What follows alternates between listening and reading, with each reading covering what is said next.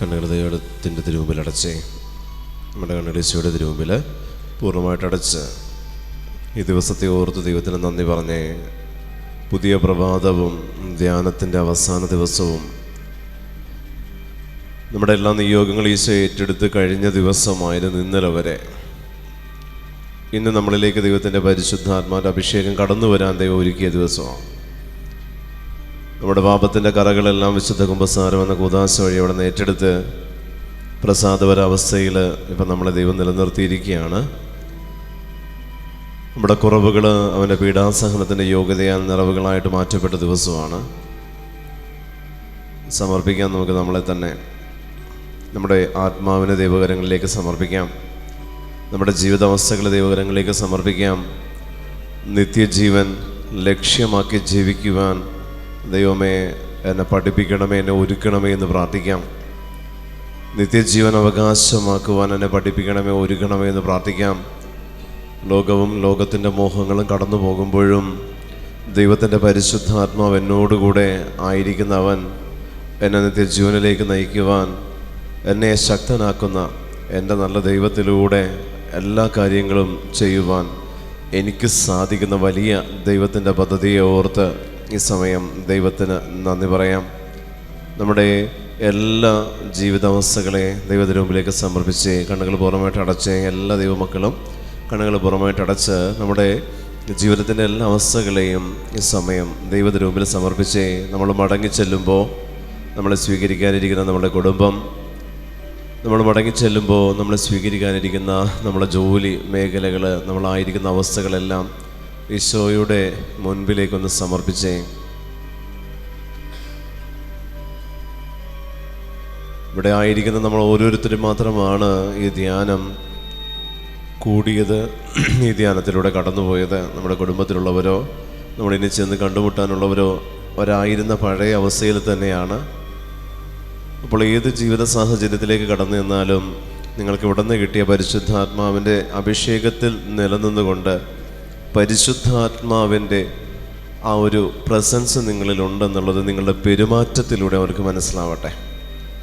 ശാന്തതയോടെയും വിശ്വസ്തയോടെയും കൂടെ ഇനിയുള്ള ജീവിതത്തിൽ മറ്റുള്ളവരുടെ മുമ്പിലായിരിക്കാനുള്ള കൃപയ്ക്ക് വേണ്ടി പ്രാർത്ഥിക്കാം. എളിമയോടുകൂടെ ആയിരിക്കുവാൻ, കീഴ്വഴങ്ങി ജീവിക്കുവാനുള്ള കൃപയ്ക്ക് വേണ്ടി നമുക്ക് ദൈവത്തോട് പ്രാർത്ഥിക്കാം. മറ്റുള്ളവരോട് പൂർണ്ണമായിട്ട് ക്ഷമിച്ച് വിശ്വാസത്തിലായിരിക്കുവാനും ദൈവവര പ്രസാദത്തിൽ നിലനിൽക്കാനുള്ള കൃപയ്ക്ക് വേണ്ടി നമുക്ക് പ്രാർത്ഥിക്കാം. നമ്മുടെ ജീവിതത്തിൽ വന്നുപോയ എല്ലാ പാപങ്ങളും തെറ്റുകളും കുറ്റങ്ങളും ഈശോ കനിവോടെ ക്ഷമിക്കുന്നുണ്ട്. നമ്മുടെ ദേശത്തെ ഈശോയുടെ കരങ്ങളിലേക്ക് സമർപ്പിക്കാം. എല്ലാ പ്രകൃതി ദുരന്തങ്ങളും ഒഴിവായി പോകുന്നതിന് വേണ്ടി ദൈവത്തിന് മുമ്പിൽ നമുക്ക് സമർപ്പിച്ച് പ്രാർത്ഥിക്കാം. വരാനിരിക്കുന്ന എല്ലാ പ്രകൃതിക്ഷോഭങ്ങൾ, യുദ്ധങ്ങൾ, സുനാമികൾ, വെള്ളപ്പൊക്കം, ഉരുൾപൊട്ടൽ എന്ന് വേണ്ടതെല്ലാം ഈ സമയം ദൈവത്തിന് മുമ്പിൽ സമർപ്പിച്ച് ദേശത്തെ സംരക്ഷിക്കണമേ. ഇത്രത്തോളം വിളിക്കപ്പെട്ടവരുള്ള വൈദികർ, സന്യസ്തർ, ധ്യാന കേന്ദ്രങ്ങളൊക്കെയുള്ള ഈ ദേശത്തെ അവിടെ നിന്ന് സംരക്ഷിക്കണമേ എന്നീ സമയം ദൈവത്തിൻ്റെ കരുണയ്ക്ക് വേണ്ടി പൂർണ്ണമായിട്ട് നമുക്ക് സമർപ്പിക്കാം. എല്ലാ അസ്വസ്ഥതകളും പരിശുദ്ധ അമ്മ വഴി ഈശോയുടെ കരങ്ങളിലേക്ക് ഏൽപ്പിച്ചുകൊണ്ട് നമ്മൾ ഒരുമിച്ച് ചൊല്ലി പ്രാർത്ഥിക്കുന്നു. നന്മ നിറഞ്ഞ മറിയമേ സ്വസ്തി, കർത്താവ് അങ്ങയോട് കൂടെ സ്ത്രീകളിൽ അങ്ങ് അനുഗ്രഹിക്കപ്പെട്ടവളാകുന്നു. അങ്ങയുടെ ഉദരത്തിൻ ഫലമായി ഈശോ അനുഗ്രഹിക്കപ്പെട്ടവനാകുന്നു. പരിശുദ്ധ മറിയമേ തമ്പുരാൻ്റെ അമ്മേ, പാപികളായ ഞങ്ങൾക്ക് വേണ്ടി ഇപ്പോഴും ഞങ്ങളുടെ മരണസമയത്തും തമ്പുരാനോട് അപേക്ഷിച്ചു കൊള്ളണമേ. ആമേൻ. നന്മ നിറഞ്ഞ മറിയമേ സ്വസ്തി, കർത്താവ് അങ്ങയോടുകൂടെ സ്ത്രീകളിൽ അങ്ങ് അനുഗ്രഹിക്കപ്പെട്ടവളാകുന്നു. അങ്ങയുടെ ഉദരത്തിൻ ഫലമായ ഈശോ അനുഗ്രഹിക്കപ്പെട്ടവനാകുന്നു. പരിശുദ്ധ മറിയമേ തമ്പുരാൻ്റെ അമ്മേ, പാപികളായ ഞങ്ങൾക്ക് വേണ്ടി ഞങ്ങളുടെ മരണസമയത്തും തമ്പുരാനോട് അപേക്ഷിച്ചു കൊള്ളണമേ. ആമേൻ. നന്മ നിറഞ്ഞ മറിയമേ സ്വസ്തി, കർത്താവ് അങ്ങയോടുകൂടെ സ്ത്രീകളിൽ അങ്ങ് അനുഗ്രഹിക്കപ്പെട്ടവളാകുന്നു. അങ്ങയുടെ ഉദരത്തിൻ ഫലമായ ഈശോ അനുഗ്രഹിക്കപ്പെട്ടവനാകുന്നു. പരിശുദ്ധ മറിയമേ തമ്പുരാൻ്റെ അമ്മേ, പാപികളായ ഞങ്ങൾക്ക് വേണ്ടി ഇപ്പോഴും ഞങ്ങളുടെ മരണസമയത്തും തമ്പുരാനോട് അപേക്ഷിച്ചു കൊള്ളണമേ. ആമേൻ. ഈശോ മിശിഹായുടെ എല്ലാ വാഗ്ദാനങ്ങൾക്കും നമ്മൾ യോഗ്യരാകുവാൻ ഇന്നത്തെ ശുശ്രൂഷയിലേക്ക് പരിശുദ്ധമ്മയെ സ്വാഗതം ചെയ്തുകൊണ്ട് നമുക്ക് പാടി പ്രാർത്ഥിക്കാം. വെൽക്കം ചെയ്യാം പരിശുദ്ധമ്മയെ. കരങ്ങൾ വീശി. ആവേ മരിയ ആവേ ആവേ ആവേ മരിയ ആവേ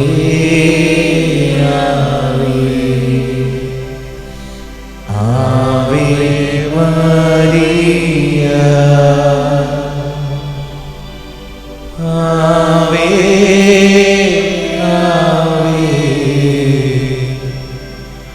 ആവേ മരിയ. ഒരിക്കൽ കൂടെ പാടട്ടെ.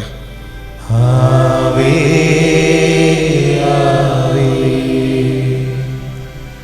Ave Maria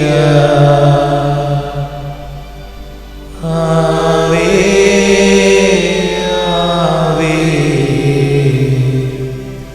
Ave Maria. ഇരിക്കാം.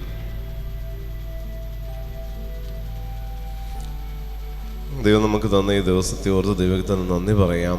അവനെ സ്തുതിച്ച് മഹത്വപ്പെടുത്തുവാൻ അവൻ തന്ന ഈ ദിവസത്തെ ഓർത്ത് ദൈവത്തിന് നമുക്ക് നന്ദി പറയാം. പുതിയ പ്രഭാതം, പുതിയ അഭിഷേകം, ദൈവത്തിൻ്റെ പുതിയ സ്നേഹം, ഇതൊക്കെ നമ്മൾ രുചിച്ചറിയുന്ന, അനുഭവിച്ചറിയുന്ന ദിവസമാണിത്. അതുകൊണ്ട് തന്നെ നമ്മുടെ എല്ലാ ജീവിത നിയോഗങ്ങളും ഈശോ ഏറ്റെടുത്ത് കഴിഞ്ഞതാണ്. വീണ്ടും ആ ജീവിത നിയോഗങ്ങളുടെ അവസ്ഥകളിലേക്ക് പോകാതെ പരിശുദ്ധാത്മാവിനെ സ്വീകരിക്കുക എന്ന് പറയുന്ന നിയോഗം മാത്രം ദൈവത്തിന് മുമ്പിൽ നമുക്ക് സമർപ്പിക്കാം. നമ്മുടെ വ്യക്തിപരമായിട്ടുള്ള ജീവിത നിയോഗങ്ങളെല്ലാം ഈശോ ഏറ്റെടുത്ത് കഴിഞ്ഞതാണ്. വീണ്ടും ആ ജീവിത നിയോഗങ്ങളെക്കുറിച്ച് മാത്രം ചിന്തിച്ചുകൊണ്ടിരിക്കാതെ, ഇനി നിങ്ങൾക്കൊരു ധ്യാനം കൂടുവാൻ ദൈവം ഒരു അവസരം തന്നാൽ എവിടെയെങ്കിലുമൊക്കെ, അവിടെയെല്ലാം നിങ്ങൾ ഒറ്റ ഒരു ഇൻറ്റൻഷനെ സമർപ്പിക്കാൻ പാടുള്ളൂ. പരിശുദ്ധാത്മാവിൽ നിറഞ്ഞ് ജീവിക്കണം. നിങ്ങൾ സമർപ്പിക്കുന്ന ഇൻറ്റൻഷൻ പരിശുദ്ധാത്മാവിൽ നിറഞ്ഞ് ജീവിക്കണം എന്നുള്ളതാണെങ്കിൽ, നിങ്ങൾ അവിടെ ചെന്ന ധ്യാന ഗുരുവിനോടോ അവിടെ കാണുന്നവരോട് നിങ്ങൾ പറയേണ്ടതും മറ്റ് നിയോഗങ്ങളല്ല, പരിശുദ്ധാത്മാവിനെ സ്വീകരിക്കണം, അതിനെ ഞങ്ങളെ ഒരുക്കണം. അതുമാത്രം നിങ്ങൾ പറഞ്ഞാൽ ബാക്കിയുള്ള നിങ്ങളുടെ ജീവിതത്തിൽ ഏത് ആവശ്യത്തിലും ദൈവത്തിൻ്റെ പരിശുദ്ധാത്മാവ് തന്നെ നിങ്ങളെ ഗൈഡ് ചെയ്യും. കർത്താവ് പറഞ്ഞിട്ടുണ്ട്, ഞാൻ പോയി കഴിയുമ്പോൾ നിങ്ങൾക്ക് വേണ്ടി സഹായകൻ വരും. അതൊരിക്കലും നമ്മുടെ ജീവിതത്തിൻ്റെ വ്യക്തിപരമായിട്ടുള്ള ആവശ്യങ്ങൾക്ക് വേണ്ടി ദൈവം ഒരുക്കിയിരിക്കുന്ന ഒരു സഹായകനല്ല, ഒരു കൺസോളറല്ല, മറിച്ച് നമ്മുടെ ആത്മാവിൻ്റെ കെട്ടുപോയ അവസ്ഥകളെ നമുക്ക് ചൂണ്ടിക്കാണിച്ച് തരുന്ന പരിശുദ്ധാത്മാവാണ്. ഒരിക്കലും ദൈവത്തിൻ്റെ പരിശുദ്ധാത്മാവിനെ എൻ്റെ ആവശ്യങ്ങളിൽ ഇടപെടുന്ന ഒരു ആളായിട്ട് നമ്മൾ ഒരിക്കലും പരിശുദ്ധാത്മാവിനെ വില കുറച്ച് കാണരുത്. എൻ്റെ രോഗത്തിൽ എനിക്ക് സൗഖ്യം തരുവാൻ ദൈവം നിയോഗിച്ചതല്ല പരിശുദ്ധാത്മാവിനെ. എൻ്റെ ജീവിതാവസ്ഥകളിൽ, എൻ്റെ കടബാധ്യതകളിൽ, എൻ്റെ ദുഃഖങ്ങളിൽ എന്നെ ആശ്വസിപ്പിക്കാൻ ദൈവം നിയോഗിച്ചതല്ല പരിശുദ്ധാത്മാവിനെ. മറിച്ച് ദൈവം പരിശുദ്ധ തൃത്വത്തിൻ്റെ 3 തലങ്ങളെ നിങ്ങൾ തിരിച്ചറിഞ്ഞാൽ പരിശുദ്ധാത്മാവ് എന്താണെന്ന് നമുക്ക് വ്യക്തമായിട്ടുള്ള കാഴ്ചപ്പാട് കിട്ടുകയുള്ളൂ. പിതാവായ ദൈവത്തെ നമ്മൾ നോക്കിക്കാണുക. എല്ലാം പുത്രനിലൂടെ സൃഷ്ടിക്കപ്പെട്ടു എന്ന് പറയുന്നുവെങ്കിലും പിതാവായ ദൈവം തൻ്റെ ഒന്നും ഇല്ലാത്ത ലോകത്തിൻ്റെ അവസ്ഥയിൽ നിന്ന് നമ്മൾ ഈ കാണുന്ന പ്രപഞ്ചത്തെ ദൈവം സൃഷ്ടിച്ച് ഈ പ്രപഞ്ചത്തിലേക്ക് ആത്മാവിനെ, തൻ്റെ തന്നെ ആത്മാവിനെ നിവേശിപ്പിക്കാൻ മനുഷ്യന് തൻ്റെ ഛായയിലും സാദൃശ്യത്തിലും ജന്മം കൊടുത്തു. അവിടെ എല്ലാം സൃഷ്ടിക്കപ്പെട്ടത് മനുഷ്യന് അനുഭവിക്കാൻ വേണ്ടിയാണ് ലോകത്തെ മുഴുവനും ദൈവം സൃഷ്ടിച്ചത്. ഹല്ലേലൂയ. ലോകത്തെ മുഴുവനും ദൈവം സൃഷ്ടിച്ചത് മനുഷ്യന് വേണ്ടി മാത്രമാണ്. അവിടെയുള്ള മൃഗങ്ങളും മറ്റ് ചരാചരങ്ങളെല്ലാം സൃഷ്ടിക്കപ്പെട്ടത് മനുഷ്യന് വേണ്ടി തന്നെയാണ്. ഈ മനുഷ്യൻ ഇതിനെ തന്നെയാണ് ദുരുപയോഗിച്ചുകൊണ്ട് നമ്മളിലുള്ള പാപത്തിൻ്റെ കറകൾ മൂലം ഈ പറയുന്ന ദൈവം തന്ന ഈ അവസ്ഥകളെയെല്ലാം നമ്മൾ ദുരുപയോഗിച്ച് ദൈവം തന്നതിനെ നമ്മൾ നശിപ്പിച്ച് ദൈവത്തിൻ്റെ പരിശുദ്ധാത്മാവിൻ്റെ ചൈതന്യം എന്നിൽ ഞാൻ തന്നെ കെടുത്തുകയാണ് ചെയ്യുന്നത്. പ്രിയമുള്ളവരെ, ദൈവത്തിൻ്റെ പരിശുദ്ധാത്മാവ് എന്നിൽ നിർവീര്യമാകുന്നത് ഒരിക്കലും ഞാൻ ചെയ്യുന്ന പാപം കൊണ്ട് മാത്രമല്ല, മറ്റുള്ളവരോട് എൻ്റെ മനോഭാവം അനുസരിച്ച്, ദൈവം തന്നതിനെ ഞാൻ ദുരുപയോഗിക്കുമ്പോൾ, ദൈവം തന്ന അവസ്ഥകളെ ഞാൻ നശിപ്പിക്കുമ്പോൾ, ദൈവത്തിൻ്റെ അരുളപ്പാടുകളെ ഞാൻ നിന്ദിക്കുമ്പോൾ, ഏത് മറ്റുള്ളവർക്കെതിരെ എന്നിൽ നിന്ന് മോശമായത് തിന്മയായിട്ടുള്ളത് പുറപ്പെടുന്നുണ്ടോ ആ സമയത്തെല്ലാം എന്നിൽ നിക്ഷേപിക്കപ്പെട്ട പരിശുദ്ധാത്മാവ് അതിൻ്റെ അളവ് കുറയാൻ അത് കാരണമാകും. ഈ പരിശുദ്ധാത്മാവിൻ്റെ അളവ് എന്ന് പറയുമ്പോൾ ഞാൻ സ്വീകരിച്ച അഭിഷേകവും ഞാൻ പ്രകടിപ്പിക്കുന്ന ദൈവ സ്വഭാവം തന്നെയാണ്. ഞാൻ സ്വീകരിച്ച അഭിഷേകവും ഞാൻ പ്രകടിപ്പിക്കുന്ന ദൈവ സ്വഭാവവുമാണ് പരിശുദ്ധാത്മാവിൻ്റെ അഭിഷേകം എന്ന് പറയുന്നത്. എൻ്റെ സ്വഭാവം എന്നിൽ നിന്ന് പുറപ്പെടുന്നത് ദൈവേഷ്ടപ്രകാരമുള്ളത് മാത്രമായിരിക്കുന്നെങ്കിൽ അവിടെ എന്നിൽ പറയാം, എന്നെക്കുറിച്ച് പറയാം, പരിശുദ്ധാത്മാവ് എൻ്റെ മേലുണ്ട് എന്നുള്ളത്. എന്നിൽ നിന്ന് പുറപ്പെടുന്നത് ദൈവേഷ്ടപ്രകാരമുള്ളത്, സ്വഭാവത്തിൻ്റെ കാര്യത്തിൽ എന്നിൽ നിന്ന് പുറപ്പെടുന്നത് ദൈവേഷ്ടപ്രകാരമുള്ളതാണെങ്കിൽ എനിക്ക് പറയാൻ പറ്റും, പരിശുദ്ധാത്മാവ് എൻ്റെ മേലുണ്ട്. പ്രിയപ്പെട്ടവരെ, എൻ്റെ മേലുള്ള പരിശുദ്ധാത്മാവ്, ഞാൻ ആദ്യമേ പറഞ്ഞു എൻ്റെ എന്ന് പറഞ്ഞുകൊണ്ട് ദൈവത്തിൻ്റെതിനെ സ്വീകരിക്കാൻ എനിക്ക് സാധിക്കുന്നുണ്ടെങ്കിൽ ഞാൻ വേറെ ദൈവം വേറെ എന്നുള്ളൊരവസ്ഥ നമ്മൾ തന്നെ ക്രിയേറ്റ് ചെയ്തിട്ടുണ്ട്. ഞാൻ വേറെ ദൈവം വേറെ എന്നുള്ള അവസ്ഥ നമ്മൾ ക്രിയേറ്റ് ചെയ്യുക. അതുകൊണ്ടാണ് എൻ്റെ മേൽ പരിശുദ്ധാത്മാവ് വന്നു എന്ന് പറയാൻ കാരണം എന്താ? ഞാൻ പരിശുദ്ധാത്മാവും ഞാനും രണ്ടും രണ്ടാണെന്ന് അതിൽ തന്നെ നമ്മൾ പറയാതെ തന്നെ ഏറ്റുപറയുന്നുണ്ട്. അതുകൊണ്ട് ഞാൻ എൻ്റെ ഉള്ളിൽ വസിക്കുന്ന പരിശുദ്ധാത്മാവിനാൽ ജ്വലിച്ചു എന്നുള്ള ഒരു പദമായിരിക്കും എനിക്ക് തോന്നുന്നു കുറേ കൂടെ നല്ലതെന്ന് തോന്നുന്നു. കാരണം എൻ്റെ മേൽ പരിശുദ്ധാത്മാവ് വന്നു എന്ന് പറഞ്ഞാൽ ഇതുവരെ എന്നിൽ പരിശുദ്ധാത്മാവില്ല എന്ന് പറയുന്ന ഒരു ഭാഗം അതിനകത്ത് കിടക്കുന്നുണ്ട്. എൻ്റെ മേൽ ദൈവത്തിൻ്റെ ആത്മാവ് നിക്ഷേപിക്കപ്പെട്ടു എന്ന് പറയുമ്പോൾ ഞാൻ എന്തോ ഒന്നുമില്ലാത്ത അവസ്ഥയിലായിരുന്നു എന്ന് വരും. പ്രിയപ്പെട്ട ദൈവജനമേ, ഒരു നന്മ നമ്മൾ ചെയ്യുന്നുണ്ടെങ്കിൽ അവിടെ പരിശുദ്ധാത്മാവിൻ്റെ അഭിഷേകം നിന്നിലുള്ളത് കൊണ്ടാണ്. നിന്നിൽ നിന്ന് സ്വഭാവത്തിൽ ദൈവം ആഗ്രഹിക്കുന്ന തരത്തിൽ എന്തെങ്കിലും ഒന്ന് പുറപ്പെടുന്നുണ്ടെങ്കിൽ അതിന് കാരണം നിൻ്റെ ഉള്ളിലുള്ള പരിശുദ്ധാത്മാവിൻ്റെ അഭിഷേകമാണ്. നീ എത്രത്തോളം പരിശുദ്ധാത്മാവിൽ നിറഞ്ഞ് ജീവിക്കാൻ ആഗ്രഹിക്കുന്നുവോ അത്രത്തോളം പ്രിയപ്പെട്ട ദൈവജനമേ സ്വഭാവത്തിൽ, പ്രാർത്ഥനയിലല്ല സ്വഭാവത്തിൽ പരിശുദ്ധാത്മാവിൻ്റെ ആ ഒരു പ്രത്യക്ഷപ്പെടുന്ന അവസ്ഥ, അതായത് ഞാൻ ഇതുവരെ ഉണ്ടായിരുന്ന അവസ്ഥയിൽ നിന്ന് പുതിയൊരു വ്യക്തിയായിട്ട് മറ്റുള്ളവരുടെ മുമ്പിൽ ഞാനായിരിക്കുന്ന അവസ്ഥ ഈ പരിശുദ്ധാത്മാവ് വരുമ്പോൾ ഞാൻ പ്രകടിപ്പിക്കും. ഹല്ലേലൂയ, ഹല്ലേലൂയ, ഹല്ലേലൂയ. ഇതിൽ ഞാൻ പറഞ്ഞു, പുത്രനായ ദൈവം ഭൂമിയിലേക്ക് വീണ്ടും വന്ന് മനുഷ്യൻ്റെ പാപങ്ങൾക്ക് വേണ്ടി കുരിശിലെ യാഗമായി തന്നെ ബലിയായി നൽകിക്കൊണ്ട് ഏക പരമയാഗം ലോകത്തിന് വേണ്ടി അർപ്പിച്ചുകൊണ്ട് മനുഷ്യരെ വീണ്ടും നേടിയെടുത്തു എന്നുള്ളതാണ്. പാപത്തിൻ്റെ, സാത്താൻ്റെ, ലോകത്തിൻ്റെ അരൂപിയിൽ നിന്ന് മനുഷ്യനെ വീണ്ടും നേടിയെടുത്തു. അവിടെയും ആദ്യത്തേതിൽ ഉൽപ്പത്തിയിൽ സൃഷ്ടികർമ്മത്തിലൂടെ പരിശുദ്ധാത്മാവിൻ്റെ പ്രവർത്തനം നടക്കുന്നുണ്ടെങ്കിൽ രണ്ടാമത്തേതിൽ സഹനത്തിലൂടെ പരിശുദ്ധാത്മാവിൻ്റെ പ്രവർത്തനം നടക്കുന്നുണ്ട്.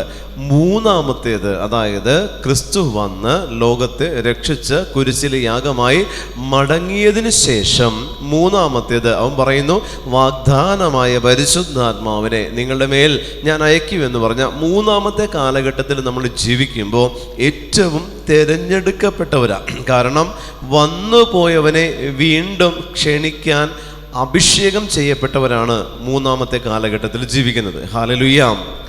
വന്നുപോയ ക്രിസ്തുവിനെ, വന്നുപോയവനെ വീണ്ടും ലോകത്തിലേക്ക് അവൻ്റെ രണ്ടാം വരവ് എന്ന് പറയുന്ന ആ ഒരു മഹത്വത്തിൻ്റെ വരവിനെ സ്വീകരിക്കാനായിട്ട് ക്രിസ്തുവിന് വേണ്ടി വഴിയൊരുക്കുവാനായിട്ടുള്ള സ്നാപകൻ്റെ ദൗത്യം എന്ന് പറയുന്ന അതേ ദൗത്യം സ്വീകരിച്ചവരാണ് ഈ മൂന്നാമത്തെ കാലഘട്ടം അഥവാ പരിശുദ്ധാത്മാവിൻ്റെ അഭിഷേകത്തിൻ്റെ കാലഘട്ടത്തിൽ ജീവിക്കുന്നവർ. അതുകൊണ്ട് നമ്മൾ സ്വീകരിച്ച ദൈവത്തിൻ്റെ പരിശുദ്ധാത്മാവിൻ്റെ അഭിഷേകം, പ്രിയമുള്ള ദൈവജനമേ, ദൈവപുത്രനെ വഴിയൊരുക്കുവാൻ വേണ്ടി ദൈവം നമുക്ക് തന്നതാണ്. ദൈവപുത്രന് വഴിയൊരുക്കുവാൻ വേണ്ടി ദൈവം നമുക്ക് തന്നതാണ് ഈ മൂന്നാമത്തെ കാലഘട്ടത്തിൻ്റെ അഭിഷേകം. അപ്പം ഈ കാലഘട്ടത്തിൽ ഞാൻ സ്വീകരിക്കുന്ന പരിശുദ്ധാത്മാവ്, ഞാൻ പറഞ്ഞില്ലേ, എൻ്റെ രോഗം സുഖപ്പെടാൻ പരിശുദ്ധാത്മാവിനെ സ്വീകരിക്കരുത്, എൻ്റെ കടബാധ്യത മാറാൻ പരിശുദ്ധാത്മാവിനെ സ്വീകരിക്കരുത്, എൻ്റെ പ്രശ്നങ്ങളിൽ ഇടപെടുന്നതല്ല പരിശുദ്ധാത്മാവ്. അത് നിങ്ങൾക്ക് കൂട്ടിച്ചേർത്ത് ദൈവം തന്നതാണ്. അത് നിങ്ങൾക്ക് കൂട്ടിച്ചേർത്ത് നിങ്ങളുടെ ശരീരത്തിന് ദൈവം തന്നതാണ്. പക്ഷേ ദൈവത്തിൻ്റെ പരിശുദ്ധാത്മാവ് വരുന്നിടത്തെല്ലാം ഒരു ഉടച്ചു വാർക്കൽ, ഉരുക്കി പുതിയതാക്കി മാറ്റുന്ന ഒരവസ്ഥ ദൈവം ക്രിയേറ്റ് ചെയ്യുന്നുണ്ട്. എവിടെ ദൈവത്തിൻ്റെ പരിശുദ്ധാത്മാവ് വരുന്നുവോ അവിടെ പഴയ അവസ്ഥയിൽ നിന്ന് പുതിയ അവസ്ഥയിലേക്ക് ദൈവം അതിനെ മാറ്റിയെടുക്കുന്നുണ്ടെങ്കിൽ ഈ കാലഘട്ടത്തിൽ മനുഷ്യരെ ദൈവം ഒരുക്കുന്നത് അവനെ സ്വീകരിക്കാൻ വേണ്ടിയിട്ടാണ്. ഹല്ലേലൂയ. രണ്ടാം വരവിലുള്ള ക്രിസ്തുവിനെ സ്വീകരിക്കാൻ വേണ്ടിയിട്ടാണ് അവൻ നമ്മിൽ പരിശുദ്ധാത്മാവിനെ തരുന്നത്. ഈ പരിശുദ്ധാത്മാവിൻ്റെ പ്രവർത്തനം ഒത്തിരി പ്രാർത്ഥിക്കുന്നു എന്നുള്ളതിൽ നിങ്ങൾക്ക് പ്രകടിപ്പിക്കാൻ പറ്റില്ല. സംസാരശേഷിയുള്ള ആർക്കും പ്രാർത്ഥനയെ അഭിനയിക്കാൻ പറ്റും. അപ്പോൾ നമ്മളിൽ നിന്ന് പരിശുദ്ധാത്മാവ്, ഞാൻ പറഞ്ഞില്ല, നിങ്ങൾ തിരിച്ച് നിങ്ങളുടെ ഭവനത്തിലെത്തുമ്പോൾ നിങ്ങളുടെ സ്വഭാവത്തിൽ നിന്ന് അവർക്ക് മനസ്സിലാകണം പരിശുദ്ധാത്മാവിനെ സ്വീകരിച്ചു എന്നുള്ളത്. സ്വഭാവത്തിൽ മയപ്പെടണം, സ്വഭാവം പാകപ്പെടണം. ക്രിസ്തുവിന് യോജിച്ച സ്വഭാവം നമ്മിൽ നിന്ന്, ക്രിസ്തുവിൻ്റെ ആത്മാവുള്ളവനിൽ നിന്ന് പുറപ്പെടണം. Hallelujah, hallelujah. വിശുദ്ധ പൗലോസ് അപ്പോസ്തലൻ റോമാക്കാർക്ക് എഴുതിയ ലേഖനം അതിൻ്റെ 8-ാമത്തെ അധ്യായം 1 മുതലുള്ള വാക്യത്തിൽ പ്രകാരം പറയുന്നു: ഇപ്പോൾ യേശുക്രിസ്തുവിനോട് ഐക്യപ്പെട്ടിരിക്കുന്നവർക്ക് ശിക്ഷാവിധിയില്ല.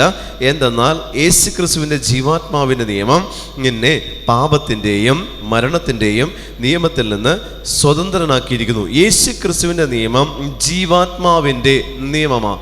യേശുക്രിസ്തുവിൻ്റെ നിയമം ലോകത്തിൻ്റെ നിയമമല്ല, പാപത്തിൻ്റെയും മരണത്തിൻ്റെയും ശിക്ഷാവിധിയുടെയും നിയമമല്ല, ജീവാത്മാവിൻ്റെ നിയമമാണ് യേശുക്രിസ്തുവിൻ്റെ നിയമം. Hallelujah, hallelujah.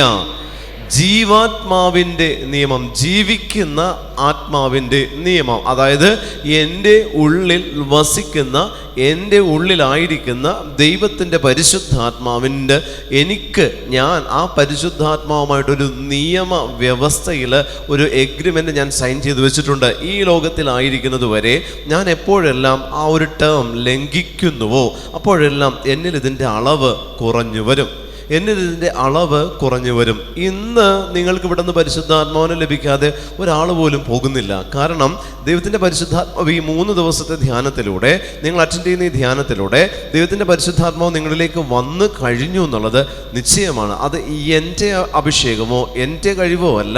ഈ 3 ദിവസം പ്രസാദപരാവസ്ഥയിൽ നിങ്ങളായിരുന്നു കൊണ്ട് 3 ദിവസവും ലോകത്തിൻ്റേതായിട്ടുള്ളതൊന്നും കേൾക്കാതെ ദൈവത്തിൻ്റെ വചനം മാത്രം നിങ്ങൾ കേൾക്കുമ്പോൾ പിതാവ്, പുത്രൻ, പരിശുദ്ധാത്മാവ് നിങ്ങളുടെ ഈ 3 ദിവസത്തെ വിശുദ്ധീകരിച്ചിട്ടാണ് അവൻ്റെ ശക്തിയെ നിങ്ങളിലേക്ക് അവസാന ദിവസം അയക്കുന്നത്.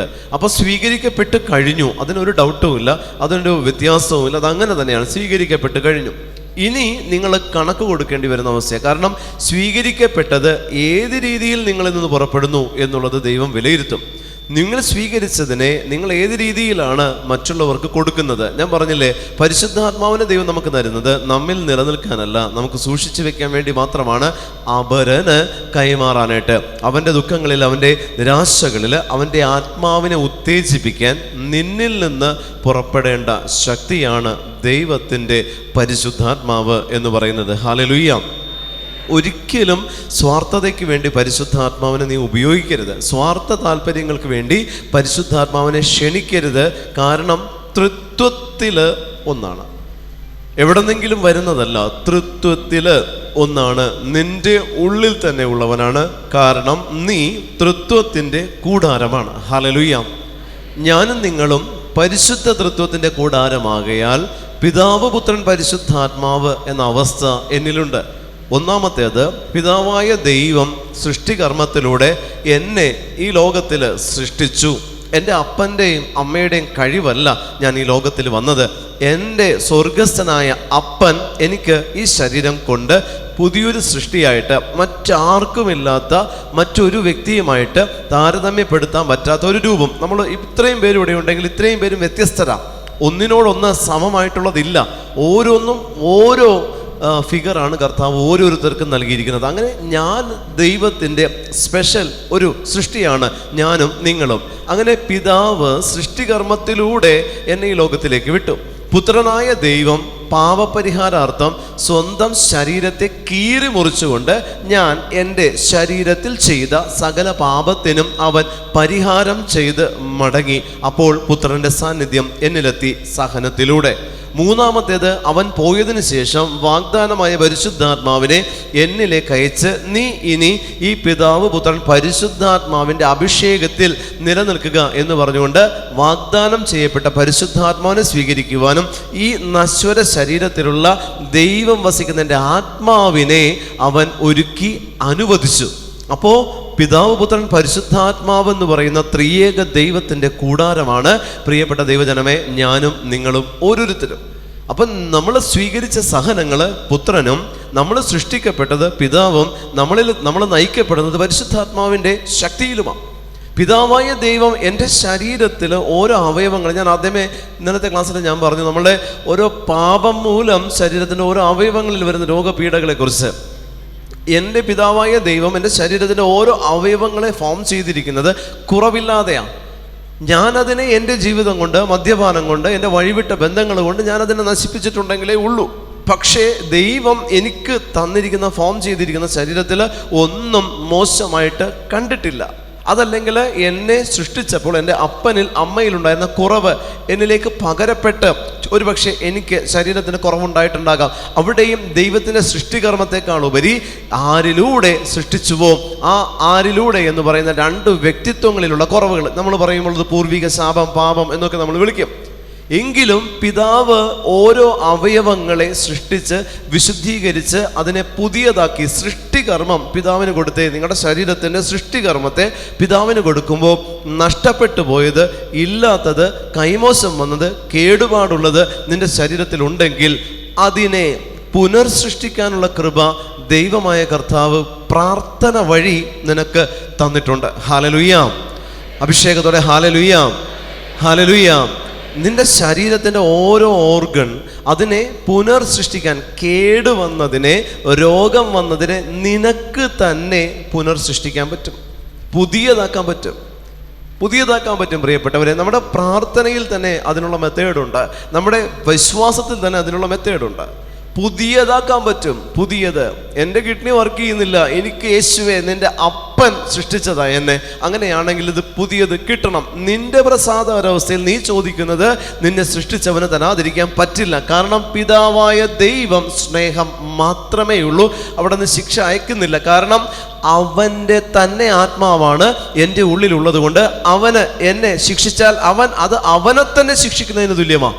അതുകൊണ്ട് എൻ്റെ പാപം മൂലം, എൻ്റെ ജീവിതാവസ്ഥ മൂലം ഞാൻ ഏതെങ്കിലും കുറവിൽ, എൻ്റെ ശരീരത്തിൽ ഏതെങ്കിലും ന്യൂനതകളുണ്ടെങ്കിൽ അതിനെ പുനർക്രമീകരിക്കാൻ പിതാവായ ദൈവത്തോട് നീ പ്രാർത്ഥിക്കണം, പിതാവായ അപ്പനോട് നീ പ്രാർത്ഥിക്കണം. 2, എൻ്റെ ശരീരത്തിൽ ക്രിസ്തുവിൻ്റെ സാന്നിധ്യം, അതായത് പിതാവായ ദൈവനെ സൃഷ്ടിച്ചപ്പോൾ ഞാൻ പറഞ്ഞു, അമ്മയുടെ ഉദരത്തിൽ നിന്ന് ഞാൻ പുറത്തു വരുമ്പോൾ ശിരസ് മുതൽ ഉള്ളം കാലുവരെ എല്ലാം ഓക്കെയാ, ഒന്നിനും ഒരു കുറവില്ലാതെ ദൈവം എനിക്ക് സൃഷ്ടികർമ്മം നടത്തി. അത് ആ ഒരു അവസ്ഥയിൽ, ആ ഒരു ഫോമിൽ, പുതിയൊരു ഫിഗറിൽ കർത്താവിനെ രൂപപ്പെടുത്തി അയച്ചു. വീണ്ടും ഞാൻ എൻ്റെ ജീവിതാവസ്ഥകളിലൂടെ നടന്ന് ഫസ്റ്റ് സിൻ്റെ ആദ്യത്തെ പാപം മുതൽ അങ്ങോട്ട് ഞാൻ ഇപ്പോൾ ആയിരിക്കുന്ന എൻ്റെ ഈ പ്രായം വരെ ഞാൻ ചെയ്തു കൂട്ടിയ പാപ അവസ്ഥകളിലൂടെ ഞാൻ പൂർണ്ണമായിട്ടും ദൈവ തിരുമനസ്സിന് എതിരായപ്പോൾ എൻ്റെ ശരീരത്തിലേക്ക് സാത്താൻ്റെ ആധിപത്യം എന്ന് പറയുന്ന രോഗം കടന്നു വന്നപ്പോൾ ഞാൻ ആശ്രയത്വം വെച്ചു. നമ്മളെ സംബന്ധിച്ച് പറയുകയാണെങ്കിൽ ധ്യാന കേന്ദ്രത്തിലേക്ക് നമ്മൾ ഓടി, അവിടെ വന്ന് നമ്മൾ അനുദപിച്ച് പ്രാർത്ഥിച്ചു എന്ന് നമ്മളെ സംബന്ധിച്ച് പറയാം. അപ്പോഴും പേഴ്സണലി നമ്മൾ ധ്യാനിക്കുമ്പോൾ പുത്രനായ ദൈവം എനിക്ക് വേണ്ടി ക്രൂശിക്കപ്പെട്ടതിനെ എൻ്റെ പാപാവസ്ഥയിൽ, എനിക്ക് വെറുത്തുപേക്ഷിക്കാൻ പറ്റാത്ത എൻ്റെ പാപാവസ്ഥയിൽ ഞാൻ ധ്യാനിക്കണം. പുത്രനായ ദൈവം എനിക്ക് വേണ്ടി പീഡ സഹിച്ചത് ആത്മാവിലും ശരീരത്തിലുമാണ്. ഹല്ലേലൂയാ, ഹല്ലേലൂയാ, ഹല്ലേലൂയാ. പുത്രനായ ദൈവം എനിക്ക് വേണ്ടി പീഡ സഹിച്ചപ്പോൾ പ്രത്യക്ഷത്തിൽ എൻ്റെ കണ്ണിന് കാണാൻ പറ്റുന്ന രീതിയിൽ പുത്രൻ പീഡ സഹിച്ചത് അവൻ്റെ ശരീരത്തിൽ. അപ്പോൾ എൻ്റെ ശരീരത്തെ പിതാവായ ദൈവത്തിന് ചേർന്നതാക്കാൻ, അല്ലെങ്കിൽ പിതാവായ ദൈവത്തിന് എൻ്റെ ശരീരം സൃഷ്ടിച്ചപ്പോഴുള്ള അവസ്ഥയിലേക്ക് കൊണ്ടുവരുവാൻ പുത്രൻ്റെ പാർട്ടിസിപ്പേഷൻ എന്നിൽ നടക്കുന്നത് അവൻ്റെ വിശുദ്ധ കുരിശു മരണത്തിലൂടെയാണ്. അപ്പോൾ എപ്പോഴെല്ലാം എൻ്റെ ശരീരത്തെ ഒരു രോഗം, ഒരു അസ്വസ്ഥത ബാധിക്കുന്നുണ്ടോ, പുത്രൻ്റെ പീഡാസഹനങ്ങളോട് ചേർന്ന് നീ പിതാവിനോട് പ്രാർത്ഥിക്കുകയാണെങ്കിൽ നിന്റെ ശരീരത്തിലെ രോഗാതുരമായ ശരീര അവയവം പുത്രൻ്റെ പീഡാസഹനത്തിൻ്റെ യോഗ്യതയാൽ പിതാവായ ദൈവം നിനക്ക് പുതിയത് തരണം, കിട്ടണം. Hallelujah, hallelujah. കാരണം എന്താ പറഞ്ഞാൽ, പിതാവ് സൃഷ്ടിച്ചു ലോകത്തെ, മനുഷ്യൻ പാപത്തിലേക്ക് പോയപ്പോൾ പിതാവ് പോട്ടെ എന്ന് വെച്ചില്ല, പുത്രനെ അയച്ചു, ലോകത്തെ വീണ്ടും നേടിയെടുത്തു. ആമേൻ, ഹല്ലേലൂയ. അങ്ങനെയാണെങ്കിൽ പിതാവ് എന്നെ സൃഷ്ടിച്ചു, ഞാൻ പാപാവസ്ഥയിലായി, എൻ്റെ പാപം മൂലം എൻ്റെ ശരീരം ലോകത്തിലേക്ക് വന്നു. വീണ്ടും പിതാവ് എന്നെ ശിക്ഷിച്ചു നശിക്കട്ടെ എന്നല്ല, പുത്രൻ്റെ പീഡാസഹനത്തിൽ പങ്കാളിയാകാൻ എന്നെ അനുവദിച്ചപ്പോൾ വീണ്ടും എന്നെ ദൈവം പുനർക്രമീകരിച്ചു, പുനർസൃഷ്ടിച്ചു. അങ്ങനെയുള്ളപ്പോഴാണ് ധ്യാന കേന്ദ്രങ്ങളിൽ അനുതപിക്കുന്ന വ്യക്തികളിൽ രോഗസൗഖ്യങ്ങൾ പ്രകടമാകാൻ തുടങ്ങുന്നത്. ഹല്ലേലൂയ. ഇവിടെയാണ് രോഗസൗഖ്യം എന്ന് പറയുന്ന പരിശുദ്ധാത്മാവിൻ്റെ പ്രവർത്തനം നടക്കുന്നത്, ഇവിടെ മാത്രം. അവിടെ ഏതെല്ലാം ധ്യാന കേന്ദ്രങ്ങളിൽ ഒരു രോഗസൗഖ്യം നടക്കുന്നുണ്ടോ, പിതാവ് സൃഷ്ടിച്ച നിന്റെ ശരീരത്തെ നീ പാപം മൂലം അശുദ്ധമാക്കി രോഗത്തിൻ്റെ പിടിയിൽ നീ വിട്ടുകൊടുത്തപ്പോൾ പുത്രനായ ദൈവം ഈ പറയുന്ന നിന്റെ പാപം ഏതവയവത്തിലാണോ സംഭവിച്ചത്, ആ അവയവവുമായി ബന്ധപ്പെട്ട് നിന്റെ പാപത്തിൻ്റെ കറകൾ കഴുകിക്കളയാൻ പുത്രൻ പൂർണ്ണമായി തൻ്റെ ശിരസ് മുതൽ ഉള്ളങ്കാല് വരെ സഹനത്തെ അവൻ ഏറ്റെടുത്ത് അവൻ പൂർണ്ണമായിട്ട് മുറിവേൽപ്പിക്കപ്പെട്ട് ലോകത്തിൽ മനുഷ്യരെല്ലാവരും ഒരുമിച്ച് സഹിച്ചാലും ആ പീഡകളോളം എത്താത്ത തരത്തിൽ പീഡ സഹിച്ചുകൊണ്ട് ലോകത്തെ നേടിയെടുത്തവൻ, നിന്റെ അവയവം കേടുപറ്റിയിട്ടുണ്ടോ, നിന്റെ അവയവം നാശമായിട്ടുണ്ടോ, നിന്റെ അവയവം ഫങ്ഷൻ നടക്കാതിരിക്കുന്നുണ്ടോ, അവിടെ നിനക്ക് സൗഖ്യം തരുവാൻ നിന്റെ ആത്മാവിനെ അവൻ വിശുദ്ധീകരിക്കും തൻ്റെ പീഡാസഹനത്താൽ. Hallelujah, hallelujah. പുത്രൻ്റെ പീഡാസഹനത്താൽ എൻ്റെ ആത്മാവിനെ അവൻ വിശുദ്ധീകരിച്ച് എൻ്റെ ആത്മവിശുദ്ധീകരണം പൂർത്തിയാകുമ്പോൾ എൻ്റെ ശരീരത്തിലേക്ക് സൗഖ്യം കടന്ന് വന്ന് തുടങ്ങും. ഹല്ലേലൂയ. ഈ സൗഖ്യം വന്ന എൻ്റെ ശരീരം, അത് അങ്ങനെയാണ് ധ്യാന കേന്ദ്രങ്ങളിൽ സൗഖ്യം വരുന്നത്. പ്രിയപ്പെട്ടവരെ, പിതാവിൻ്റെ പിതാവിൻ്റെ സൃഷ്ടികർമ്മത്തിലൂടെ പിതാവ് നിർവഹിച്ചു വെച്ച ഓരോ ലോക അവസ്ഥകളാണ് ഞാനും നിങ്ങളും. ഈ ലോക അവസ്ഥകളിലേക്ക് സാത്താൻ കടന്നു വന്നു. ആദം അവ്വ പാപത്തിൽ അകപ്പെട്ടതുപോലെ ഞാനും നിങ്ങളും വീണ്ടും പാപാവസ്ഥയിലേക്ക് വന്നപ്പോൾ നമ്മുടെ ശരീരം രോഗത്തിൻ്റെ പിടിയിലായി, ജീവിതം കടബാധ്യതയുടെ പിടിയിലായി, കുടുംബം തകർച്ചയുടെ പിടിയിലായി. സ്വാഭാവികമായിട്ടും ഈ തകർച്ച ചെയ്യുന്നത് പുത്രൻ്റെ പീഡാസഹനത്തിലൂടെ എൻ്റെ ശരീരത്തിൽ പുത്രന് പീഡാസഹനത്തിൻ്റെ കുരിശുമരണത്തിന് വേദി ഒരുക്കി കൊടുക്കുന്നിടത്ത് രോഗസൗഖ്യമുണ്ട്. Hallelujah, hallelujah. ഒരിക്കലും രോഗസൗഖ്യം എന്ന് പറയുന്ന ഒരു അവസ്ഥയ്ക്ക് വേണ്ടിയിട്ടല്ല ഞാൻ ഈ പറയുന്നത്, മറിച്ച് ആത്മസൗഖ്യം കിട്ടിയാൽ ഗിഫ്റ്റ് കിട്ടുന്നതാണ് രോഗസൗഖ്യം.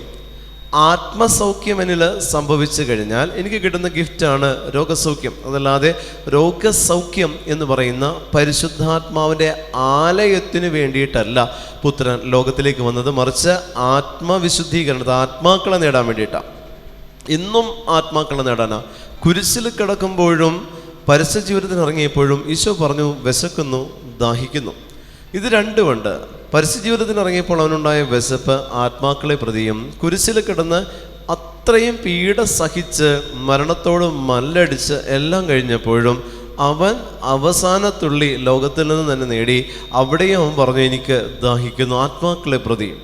ഇത് പ്രിയപ്പെട്ട ദൈവജനമേ, നമ്മുടെ ശരീരത്തിലും പുത്രൻ്റെ കുരിശു മരണത്തിന് വേദി ഒരുക്കിയാൽ നിന്റെ ശരീരത്തിൻ്റെ കെട്ടുകൾ അഴിയും. പുത്രൻ്റെ കുരിശുമരണത്തിന് വേദി ഒരുക്കാൻ ലോകത്തിലേക്ക് കടന്നു വന്ന പരിശുദ്ധ അമ്മ എന്ന് പറയുന്ന പ്രഥമ സക്രാരി നിന്നിലുണ്ടായിരിക്കണം. ആ പ്രഥമ സക്രാരിയാകുന്ന പരിശുദ്ധ അമ്മ നിന്റെ ഉള്ളിൽ ആയിരിക്കുന്നിടത്താണ് പുത്രൻ വസിക്കുകയുള്ളൂ. ഹല്ലേലൂയ. നിന്റെ ഹൃദയത്തിൽ ഈശോ വസിക്കും എന്ന് വിചാരിക്കരുത്, മാലിന്യമുണ്ട്. നീ നിന്നിൽ പരിശുദ്ധ അമ്മയ്ക്ക് കൊടുത്താൽ, ഒരു ഇരിപ്പിടം കൊടുത്താൽ അമ്മയിലെ പുത്രൻ വസിക്കുള്ളൂ. ഈ ലോകത്തിൽ പുത്രൻ വസിച്ചതെല്ലാം പരിശുദ്ധ അമ്മയിലാണ്. ഈ ലോകത്തിലേക്ക് വരാൻ പുത്രൻ തിരഞ്ഞെടുത്തതും പരിശുദ്ധ അമ്മയെയാണ്. അതുകൊണ്ട് നിന്റെ ഉള്ളിൽ അമ്മ, അതായത് പരിശുദ്ധ അമ്മ എന്ന് പറയുന്നൊരു സാന്നിധ്യം, പരിശുദ്ധ അമ്മ എന്ന് പറയുന്നൊരു അഭിഷേകം, പരിശുദ്ധ അമ്മ എന്ന് പറയുന്നൊരു മാധ്യസ്ഥ്യം, പരിശുദ്ധ അമ്മ എന്ന് പറയുന്നൊരു പുണ്യം, പരിശുദ്ധി നിൻ്റെ ഉള്ളിലുണ്ടെങ്കിൽ ആ പരിശുദ്ധിയിലെ പുത്രന് നിന്നിൽ നിലനിൽക്കാൻ പറ്റുകയുള്ളൂ. ഹല്ലേലൂയ. അപ്പോൾ ആ പരിശുദ്ധി നീ ഒരുക്കി കൊടുക്കേണ്ടത് നിൻ്റെ വ്യക്തിപരമായ ജീവിത വിശുദ്ധിയിലൂടെയാണ്. അതുകൊണ്ടാണ് ഇവിടെ പറയുന്നത്, യേശുക്രിസ്തുവിലുള്ള ജീവാത്മാവിൻ്റെ നിയമം എന്നെയും നിങ്ങളെയും ലോകത്തിൻ്റെയും മരണത്തിൻ്റെയും പാപത്തിൻ്റെയും നിയമത്തിൽ നിന്ന് വിടുവിച്ച് യേശുവിനോട് ചേർത്ത് വയ്ക്കാൻ യേശു നമ്മെ ഒരുക്കി. ഹല്ലേലൂയ. ലോകത്തിൻ്റെ നിയമമാണ്, പാപത്തിൻ്റെ നിയമമാണ്. ചെയ്താൽ രോഗം വരണം, തകർച്ച വരണം, ശിക്ഷ ഏറ്റുവാങ്ങണമെന്നുള്ളത് ലോകത്തിൻ്റെ നിയമമാണെങ്കിൽ ഈശോ പറയുന്നു ജീവാത്മാവിൻ്റെ നിയമത്തിൽ ശിക്ഷാവിധിയില്ല. കാരണം യേശുക്രിസ്തുവിനോട് ഐക്യപ്പെട്ടവർക്ക് ശിക്ഷാവിധിയില്ല. ഇതാണ് പരിശുദ്ധാത്മാവിൻ്റെ പ്രവർത്തനം എൻ്റെ ശരീരത്തിൽ നടക്കുന്നത്. ഇതിനെയാണ് പരിശുദ്ധാത്മ അഭിഷേകം എന്ന് നമ്മൾ വിളിക്കുന്നത്. ഹല്ലേലൂയ. അഭിഷേകത്തോടെ ഹല്ലേലൂയ, ഹല്ലേലൂയ. ഇതിനെയാണ് പരിശുദ്ധാത്മാവിൻ്റെ അഭിഷേകം എന്ന് വിളിക്കുന്നത്. അതല്ലാതെ ഞാൻ കുറേ സമയം ഇങ്ങനെ നിന്ന് സ്തുതിച്ചപ്പോൾ എനിക്ക് കിട്ടിയതോ, കുറേ സമയം ഞാൻ ഇങ്ങനെ പ്രാർത്ഥിച്ചപ്പോൾ, ധ്യാനം കൂടിയപ്പോൾ ഞാൻ അഭിഷേകം സ്വീകരിച്ചു അല്ല. നീ അഭിഷേകം സ്വീകരിച്ചിട്ടുണ്ടെങ്കിൽ നിൻ്റെ ആത്മാവിൽ ഒരു പരിവർത്തനം, ഒരു ചേഞ്ച് വന്നിട്ടുണ്ട്. നീ പരിശുദ്ധാത്മാവിനെ സ്വീകരിച്ചിട്ടുണ്ടെങ്കിൽ നിൻ്റെ ആത്മാവിൽ ഒരു ചേഞ്ച് വന്നിട്ടുണ്ട്, ഉറപ്പാണ്. നിൻ്റെ ആത്മാവിൽ ഒരു വിശുദ്ധീകരണം നടന്നിട്ടുണ്ട്. നീ പരിശുദ്ധാത്മാവിനെ സ്വീകരിച്ചിട്ടുണ്ടെങ്കിൽ അതിൽ ശരീരം കാണിക്കുന്ന ഒരു സൈൻ ആണ്, അതല്ലെങ്കിൽ ശരീരം പുറപ്പെടുവിക്കുന്നതാണ് ഭാഷാപരവും മറ്റു തരത്തിലുള്ള നിൻ്റെ ശരീരത്തിൽ വരുന്ന ഒരു വൈബ്രേഷൻ, ശരീരത്തിൽ കിട്ടുന്ന ഒരു കുളിർമ, ശരീരത്തിലൊരു കാറ്റ് അനുഭവപ്പെടുന്നത് പോലെ, തീ പൊള്ളലേൽക്കുന്ന പോലുള്ള ഫീല് ഒക്കെ നിൻ്റെ ശരീരത്തിൽ വരുന്നുണ്ടെങ്കിൽ അത് ശരീരം കാണിക്കുന്ന ഒരു സിഗ്നലാണ് നീ പരിശുദ്ധാത്മാവിനെ സ്വീകരിച്ചു എന്നുള്ളത്. യഥാർത്ഥത്തിൽ നീ പരിശുദ്ധാത്മാവിനെ സ്വീകരിച്ചത് നിൻ്റെ ആത്മാവിലാണ്. അത് ഓൾറെഡി നിന്നിലുള്ളത് തന്നെയാണ്. ഉജ്ജ്വലിക്കുക മാത്രമാണ് പരിശുദ്ധാത്മാവ് ചെയ്തിട്ടുള്ളത്. ഹല്ലേലൂയ. നിന്നിൽ വസിക്കുന്നവൻ ഉജ്ജ്വലിച്ചു, നിന്നിൽ വസിക്കുന്നവൻ തീ പോലെ ആയി, അത്രയേ ഉള്ളൂ. പുറമേ നിന്ന് നിനക്ക് സ്വീകരിക്കേണ്ട തൃത്വം നിന്നിൽ തന്നെയുണ്ട്. അതിനെ അന്വേഷിച്ച ലോകം മുഴുവനും ഓടല്ലേ പ്രിയപ്പെട്ടവരെ. നമ്മുടെ ഉള്ളിൽ വസിക്കുന്നവനെ കണ്ടെത്താൻ പറ്റുന്നില്ലെങ്കിൽ പരിശുദ്ധാത്മ അഭിഷേകം ഒരിക്കലും നമ്മൾക്ക് സ്വീകരിക്കാൻ പറ്റില്ല. Hallelujah, hallelujah. വീണ്ടും വചനത്തിൽ എഴുതി വച്ചിരിക്കുന്നു, ശരീരത്താൽ ബലഹീനമാക്കപ്പെട്ട നിയമത്തിന് അസാധ്യമായത് ദൈവം ചെയ്തു. അവിടുന്ന് തൻ്റെ പുത്രനെ പാപപരിഹാരത്തിന് വേണ്ടി പാപകരമായ ശരീരത്തിന് സാദൃശ്യത്തിൽ അയച്ചുകൊണ്ട് പാപത്തിന് ശരീരത്തിൽ ശിക്ഷ വിധിച്ചു. അവിടുന്ന് തൻ്റെ പുത്രനെ പാപപരിഹാരാർത്ഥം ലോകത്തിൻ്റെ പാപത്തിൽ നിന്ന് ലോകജനതയെ, ദൈവജനത്തെ മോചിപ്പിക്കുന്നതിന് വേണ്ടി പാപകരമായ ശരീരത്തിൻ്റെ അവസ്ഥയിൽ അയച്ചു എന്ന് ശ്ലീഹ പറയുന്നു. ഉൽപ്പത്തിയിൽ പറയുന്നു, ദൈവം മനുഷ്യനെ സൃഷ്ടിച്ചത് തൻ്റെ ഛായയിലും സാദൃശ്യത്തിലും. അവിടെ പാപം ഉണ്ടായിരുന്നില്ല. സൃഷ്ടിച്ചത് മണ്ണിൽ നിന്നാണെങ്കിലും ഛായയും സാദൃശ്യവും ദൈവത്തിൻ്റെത്. സൃഷ്ടിച്ചത് മണ്ണിൽ നിന്ന്, പക്ഷേ ഛായയും സാദൃശ്യവും ദൈവത്തിൻ്റെത്. അതിലേക്ക് അതിനകത്ത് വലിയ നിഗൂഢതയുണ്ട് പ്രിയപ്പെട്ടവരെ.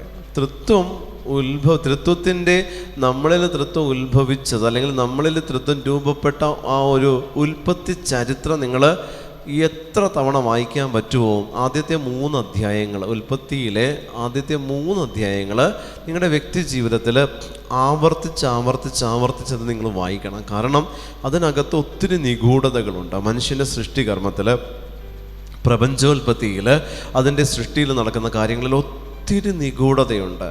2ാം വരവുമായിട്ട് ബന്ധപ്പെട്ട ഒത്തിരി കണക്ഷൻ അതിനകത്തുണ്ട്. ഈ ലോകത്തിൽ ദൈവത്തെ ക്ഷണിക്കാനായിട്ടുള്ളത് എല്ലാം അതിനകത്തുണ്ട്. ഈ 3 അധ്യായങ്ങളിൽ ഈ 3 അധ്യായങ്ങളിൽ ദൈവം വിവരണം കൊടുത്തിരിക്കുന്ന കാര്യങ്ങൾ നമ്മളത് ആഴത്തിൽ മനസ്സിലാക്കണം. വെറുതെ വായിച്ചു പോയാൽ ഉൽപ്പത്തി നിങ്ങൾക്കൊരു സൃഷ്ടികർമ്മം മാത്രമായിട്ടേ തോന്നൂ വായിച്ചു പോയാൽ. പക്ഷേ അതിൻ്റെ ആഴത്തിലേക്ക് ഇറങ്ങുമ്പോൾ അവിടെ ദൈവം തന്നെ രൂപപ്പെടുത്തിയതാണ്. മനുഷ്യനെ സൃഷ്ടിച്ചു എന്ന് പറയുമ്പോഴും ദൈവം തനിക്ക് തന്നെ ഒരു രൂപം കൊടുക്കുന്നതാണ് ഉൽപ്പത്തിയിൽ. സ്വർഗത്തിലുള്ള ദൈവം തനിക്ക് തന്നെ ഈ ഭൂമിയിൽ ഒരു രൂപത്തിൽ ഉണ്ടാക്കിയെടുക്കുക, അല്ലെങ്കിൽ സൃഷ്ടിക്കുക, അല്ലെങ്കിൽ ഒന്നെങ്കിൽ എന്താ പറയുക, ഒരു ഫോം ചെയ്തെടുക്കുന്ന അവസ്ഥ തന്നെ സൃഷ്ടിക്കുക എന്നുള്ളതല്ല, തന്നെ ഈ രൂപത്തിൽ ഫോം ചെയ്തു. തന്നെ ദൈവം തന്നെയാണ് നമ്മൾ ഓരോരുത്തരും. ഹല്ലേലൂയ. നമ്മിൽ വസിക്കുന്നവൻ തന്നെയാണ് നമ്മൾ. അതായത് നമ്മിൽ എന്തു വസിക്കുന്നുവോ അത് തന്നെയാണ് നമ്മൾ. അതുകൊണ്ടാണ് സാത്താൻ നമ്മളെ വിടാതെ പിന്തുടരുന്നത്. സാത്താൻ നമ്മെ പാപത്തിലേക്ക് നയിക്കുന്നത്, സാത്താൻ നമ്മെ ആക്രമിക്കുന്നത് അതുകൊണ്ടാണ്. അവൻ ആക്രമിക്കണമെങ്കിൽ അവൻ്റെ തന്നെ ഗ്യാങ്ങിനെ അവൻ ആക്രമിക്കണ്ട. അവൻ നിന്നെ അറ്റാക്ക് ചെയ്യുന്നുണ്ടെങ്കിൽ നിനക്ക് മനസ്സിലാക്കാൻ പറ്റണം നിൻ്റെ ഉള്ളിൽ ദൈവം ജ്വലിക്കുന്നുണ്ടെന്നുള്ളത്. അവൻ നിന്നെ പരീക്ഷിക്കുന്നുണ്ട്. അവൻ നിന്നെ എന്താ പറയുക, പാപത്തിൻ്റെ പ്രലോഭനത്തിൻ്റെ സാഹചര്യത്തിലേക്ക് അവൻ നിന്നെ കൊണ്ടുപോകുന്നുണ്ടെങ്കിൽ നീ മനസ്സിലാക്കുക നിൻ്റെ ഉള്ളിൽ ദൈവം ഉണ്ട്. അതുകൊണ്ടാണ് സാത്താൻ നിന്നെ വിടാതെ പിന്തുടരുന്നത്. അതല്ലാതെ നിൻ്റെ ഉള്ളിൽ പരിശുദ്ധാത്മാഭിഷേകം ഇല്ലാത്തത് കൊണ്ടോ നീ പാപിയാണെങ്കിൽ സാത്താൻ നിന്നെ ഒന്നും ചെയ്യത്തില്ല. നീ പ്രസാദപരാവസ്ഥയിലാണെങ്കിലേ അവന് നിന്നെ ആവശ്യമുള്ളൂ. കാരണം അവൻ അതിൽ നിന്ന് നിന്നെ പുറത്താക്കാനുള്ള എല്ലാ വഴിയും അവൻ നോക്കും. ഞാൻ പറഞ്ഞില്ലേ, ഞാൻ കഴിഞ്ഞ ധ്യാനത്തിൽ ഇവിടെ പറഞ്ഞതാ, നമ്മിലുള്ള ദൈവത്തിൻ്റെ പരിശുദ്ധാത്മാവിനെ കൺവേർട്ട് ചെയ്ത് അതിൽ നിന്ന് നെഗറ്റീവ് സ്പിരിറ്റ് ഉണ്ടാക്കിയെടുക്കാൻ അവന് പറ്റും. അതാണ് സാത്താൻ ഈ ലോകത്തിൽ നിൽക്കാൻ ആവശ്യമായിട്ടുള്ള ഫ്യുവൽ. നമ്മിലുള്ള ദൈവത്തിൻ്റെ പരിശുദ്ധാത്മാവിനെ ആക്രമിച്ച് ഞാൻ പാപം ചെയ്ത് ഞാൻ പാപത്തിൽ വീഴുമ്പോൾ എന്നിലുള്ള പരിശുദ്ധാത്മാവ് അതിനെ നെഗറ്റീവ് ഫോമിലേക്ക് മാറ്റിയെടുക്കാൻ പറ്റും. അത് അവൻ ആവശ്യമുള്ള ഫ്യൂവൽ അവൻ അതിൽ നിന്ന് കണ്ടെത്തും. ഇതാണ് സാത്താൻ നമ്മിൽ ചെയ്യുന്ന പ്രവൃത്തിയെങ്കിൽ നമ്മിൽ പരിശുദ്ധാത്മാവ് നിറഞ്ഞു കഴിയുമ്പോൾ പ്രിയപ്പെട്ട ദൈവജനമേ, ഈ പറയുന്ന സാത്താൻ്റെ ആധിപത്യം നമ്മുടെ മേൽ കടന്നു വരാൻ അവനൊരു എൻട്രി കിട്ടാൻ വേണ്ടി അവൻ കാത്തുകൊണ്ടിരിക്കുക. അവൻ്റെ എൻട്രി നമ്മിൽ കിട്ടാനായിട്ട് അവനിങ്ങനെ വെയിറ്റ് ചെയ്യുന്നുണ്ട്. നമ്മളിൽ പരിശുദ്ധാത്മാവിനെ നമ്മൾ സ്വീകരിച്ച് പരിശുദ്ധാത്മാവിനാൽ ജ്വലിച്ചു കഴിയുമ്പോൾ നേരിട്ട് അവൻ എന്നെ ആക്രമിക്കാൻ പറ്റില്ല. ഞാൻ ആ ഒരു സംരക്ഷണ വേലിക്ക് നടുക്കാം.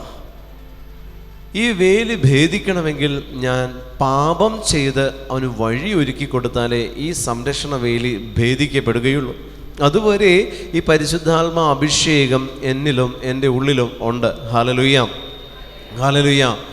ഇവിടെ പറയുന്നു, പുത്രനെ പാപകരമായ മനുഷ്യൻ്റെ സാദൃശ്യത്തിൽ വിട്ടുകൊണ്ട് ശരീരത്തിൽ പാപത്തിന് പരിഹാരം ചെയ്തു. ശരീരത്തിൽ പാപത്തിന് പരിഹാരം ചെയ്തു. മനുഷ്യൻ്റെ രൂപത്തിൽ വിട്ട് ആ രൂപത്തിലായിരുന്നു കൊണ്ട് ദൈവം പാപത്തിന് പരിഹാരം ചെയ്യുക.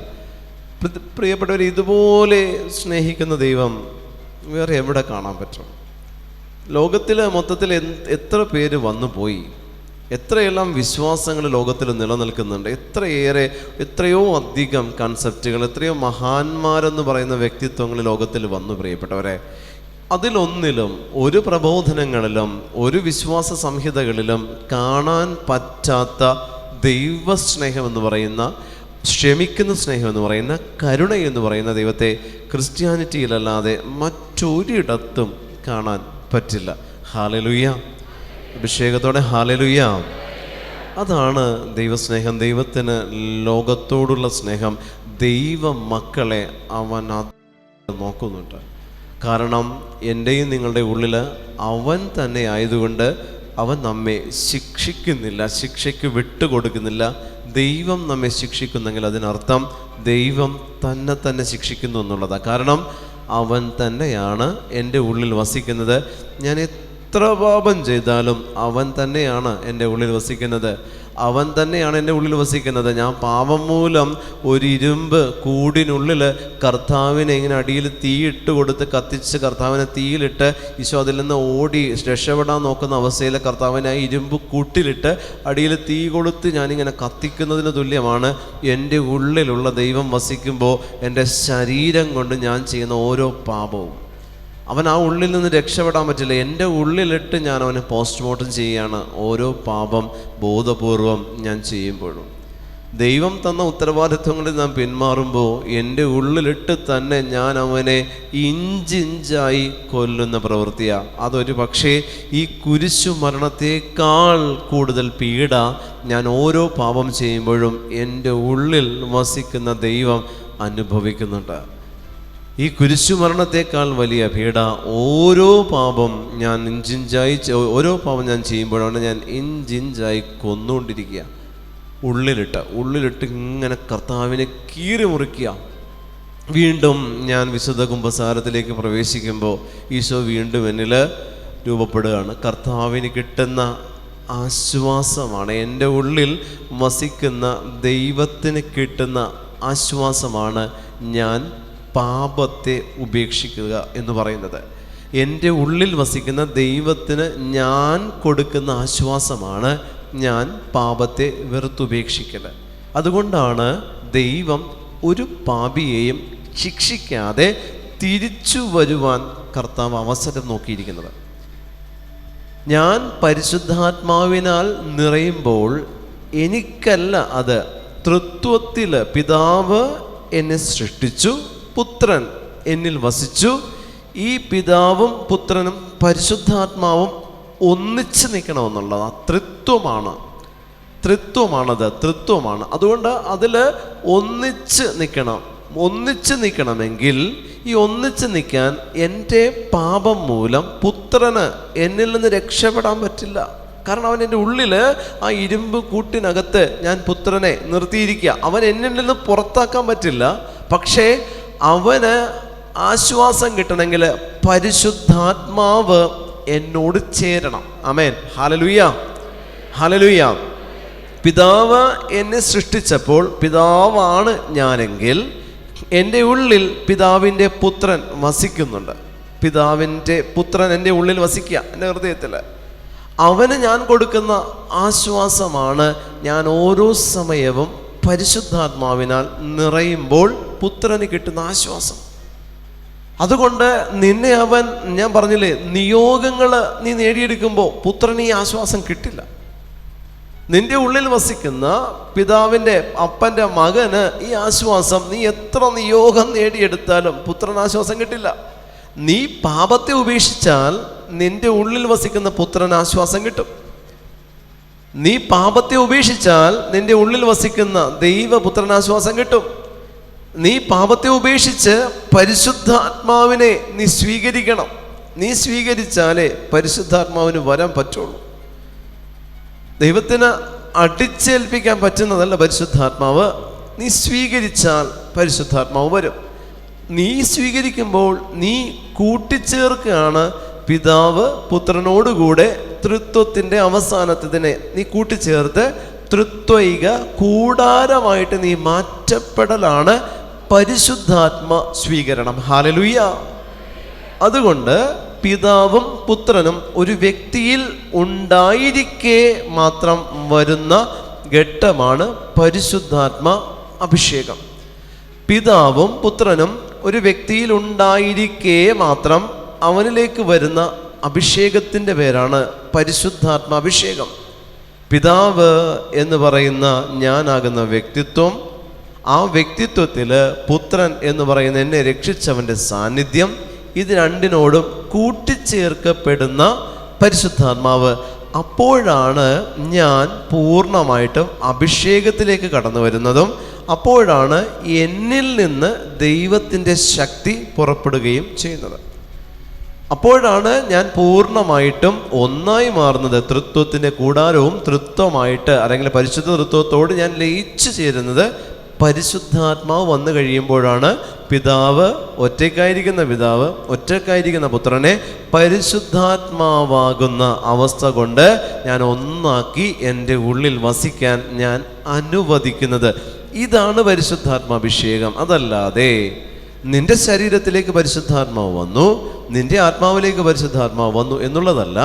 നിന്നിൽ വസിക്കുന്ന പിതാവ്, അവൻ്റെ പുത്രൻ്റെ സഹനത്താൽ നിന്നെ നേടിയെടുത്ത പുത്രനും ആ പുത്രൻ്റെ പിതാവും നിന്റെ ഉള്ളിൽ വസിക്കുന്നെങ്കിൽ ആ പിതാവിനും പുത്രനും നിന്റെ ഉള്ളിൽ നിലനിൽക്കാൻ പരിശുദ്ധാത്മാവ് കൂടിയേ തീരൂ. ഈ പരിശുദ്ധാത്മാവിനെ നീ സ്വീകരിക്കണമെങ്കിൽ പാപത്തെ വെറുത്തുപേക്ഷിക്കണം. പാപത്തെ വെറുത്തുപേക്ഷിച്ച് കഴിയുമ്പോൾ പ്രിയപ്പെട്ട ദൈവജനമേ, നീ പുത്രനെയും പിതാവിനെയും ആശ്വസിപ്പിക്കുകയാണ് ചെയ്യുന്നത്. ഈ പുത്രനും പിതാവും ആശ്വസിപ്പിക്കപ്പെടുന്നത് ഈ പാപത്തെ വെറുത്തുപേക്ഷിച്ച് കഴിയുമ്പോൾ ആ ആശ്വസിപ്പിക്കപ്പെട്ടവൻ നിനക്ക് തരുന്ന അല്ലെങ്കിൽ നിന്നിലേക്ക് വരാൻ അനുവദിക്കുന്ന അഭിഷേകത്തിൻ്റെ പേര് മാത്രമാണ് പരിശുദ്ധാത്മ അഭിഷേകം. ഹല്ലേലൂയ, ഹല്ലേലൂയ, ഹല്ലേലൂയ. ഇതാണ് യേശുക്രിസ്തു പറഞ്ഞ ജീവാത്മാവിൻ്റെ നിയമം. ഇതാണ് യേശുക്രിസ്തു പറഞ്ഞ ജീവാത്മാവിൻ്റെ നിയമം. ഈ നിയമമാണ് നിന്നിൽ നിലനിൽക്കേണ്ടത്. നിയമത്തിൻ്റെ 3 വ്യവസ്ഥകളാണ് നിന്നിൽ വസിക്കുന്ന ദൈവ നിയമത്തിൻ്റെ 3 വ്യവസ്ഥകൾ. 3 തരത്തിലുള്ള കാറ്റഗറി വൈസ് 3 എണ്ണമാണ്. അതാണ് പിതാവ്, പുത്രൻ, പരിശുദ്ധാത്മാവാകുന്ന 3 കാറ്റഗറി ആയിട്ട് നിയമം, ജീവാത്മാവിൻ്റെ നിയമം നിൻ്റെ ഉള്ളിലുണ്ട്. പിതാവ്, പുത്രൻ, പരിശുദ്ധാത്മാവായിട്ട് കാറ്റഗറി വൈസ് 3 എണ്ണം കിടക്കുന്നുണ്ട് നിൻ്റെ ഉള്ളിൽ. ഈ 3 അവസ്ഥകളിൽ നിൻ്റെ ശരീരത്തെ നീ നശിപ്പിക്കുമ്പോൾ, ഒന്ന്, അതായത് പച്ചകുത്തൽ, നിൻ്റെ ശരീരത്തിൽ പച്ചകുത്തൽ, നീ മദ്യത്തിന് അഡിക്റ്റ് ആകുന്നത്, നീ എന്താ പറയുക, ലഹരിയുടെ ഉപയോഗം, ഡ്രിങ്ക്സ് എടുക്കുന്നത്, അതല്ലെങ്കിൽ മറ്റ് പുകവലി പോലുള്ള മറ്റ് ശീലങ്ങൾ, മറ്റ് ലഹരിയുടെ ഉപയോഗങ്ങൾ കുറേ ഉണ്ടല്ലോ, ഇതെല്ലാം നീ സ്വീകരിച്ച്, ഇതെല്ലാം നിൻ്റെ ശരീരത്തിലേക്ക് നീ സ്വീകരിക്കുന്നതാണ്. ഇതെല്ലാം നിൻ്റെ ശരീരത്തിലേക്ക് നീ സ്വീകരിക്കുന്നതാണ്. ഇതെല്ലാം നിൻ്റെ ശരീരത്തിലേക്ക് നീ സ്വീകരിച്ച് നിൻ്റെ ശരീരം, പിതാവിൻ്റെ സൃഷ്ടിയെ നീ നിന്ദിക്കുക. ആമേൻ, ഹല്ലേലൂയ, ഹല്ലേലൂയ. ഈ പിതാവിൻ്റെ സൃഷ്ടിയെ നീ നിന്നിച്ച് നികൃഷ്ടമായ ഒരവസ്ഥയിലേക്ക് നിന്നെ തന്നെ നീ മാറ്റി.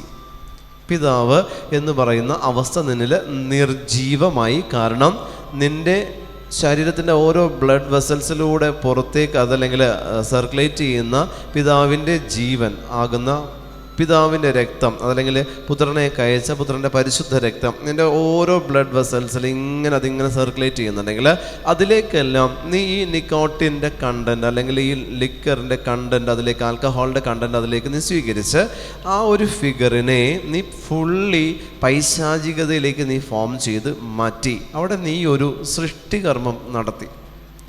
നിന്റെ ശരീരത്തിനെ പാപം കൊണ്ട് നീ തന്നെ പുനർസൃഷ്ടിക്കാൻ സാത്താനെ നീ അനുവദിച്ചു. ഈ അനുവദിച്ച നിന്റെ ശരീരം പുത്രനായ ദൈവം പീഡാസഹനത്തിലൂടെ ആ ശരീരത്തിലുള്ള നിന്നിലുള്ള പാപ അവസ്ഥകളാകുന്ന ആൽക്കഹോളിൻ്റെ കണ്ടൻറ്റ്, ലിക്കറിൻ്റെ കണ്ടൻറ്റ്, നിക്കോട്ടിൻ്റെ കണ്ടൻറ്റ്, മറ്റ് ലഹരി വസ്തുക്കളുടെ കണ്ടൻറ്റ് കർത്താവ് തൻ്റെ പരിശുദ്ധ രക്തത്താൽ വീണ്ടും നിന്നെ എന്താ പറയുക, തൻ്റെ പരിശുദ്ധ രക്തത്താൽ നമ്മെ കഴുകി എന്ന് നമ്മൾ പറയുന്നുണ്ട്. നമ്മിൽ വസിക്കുന്ന പിതാവായ ദൈവത്തിൻ്റെ സാന്നിധ്യത്തെ അവൻ ഒന്നുകൂടെ തെളിമയുള്ളതാക്കി മാറ്റുകയാണ്. അവൻ്റെ രക്തം നമ്മുടെ മേൽ കടന്നു വരുമ്പോൾ നടക്കുന്നത്. കഴുകപ്പെട്ടു. ഈ കഴുകപ്പെട്ട് കഴിഞ്ഞതിന് ശേഷം വീണ്ടും, പ്രിയപ്പെട്ട ദൈവജനമേ, ഈ കഴുകപ്പെട്ട് കഴിഞ്ഞ് ഞാൻ പുതിയതാക്കി മാറ്റപ്പെട്ടപ്പോൾ ഇതിനെ കവർ ചെയ്യണം. വീണ്ടും ലോകത്തിൻ്റെ അരൂപി ഇതിനെ അറ്റാക്ക് ചെയ്യാതിരിക്കാൻ പിതാവിനും പുത്രനും ഞാൻ കൊടുക്കുന്നൊരു പ്രൊട്ടക്ഷൻ, പരിശുദ്ധാത്മാവിൻ്റെ വലയം, പരിശുദ്ധാത്മ സ്വീകരണം.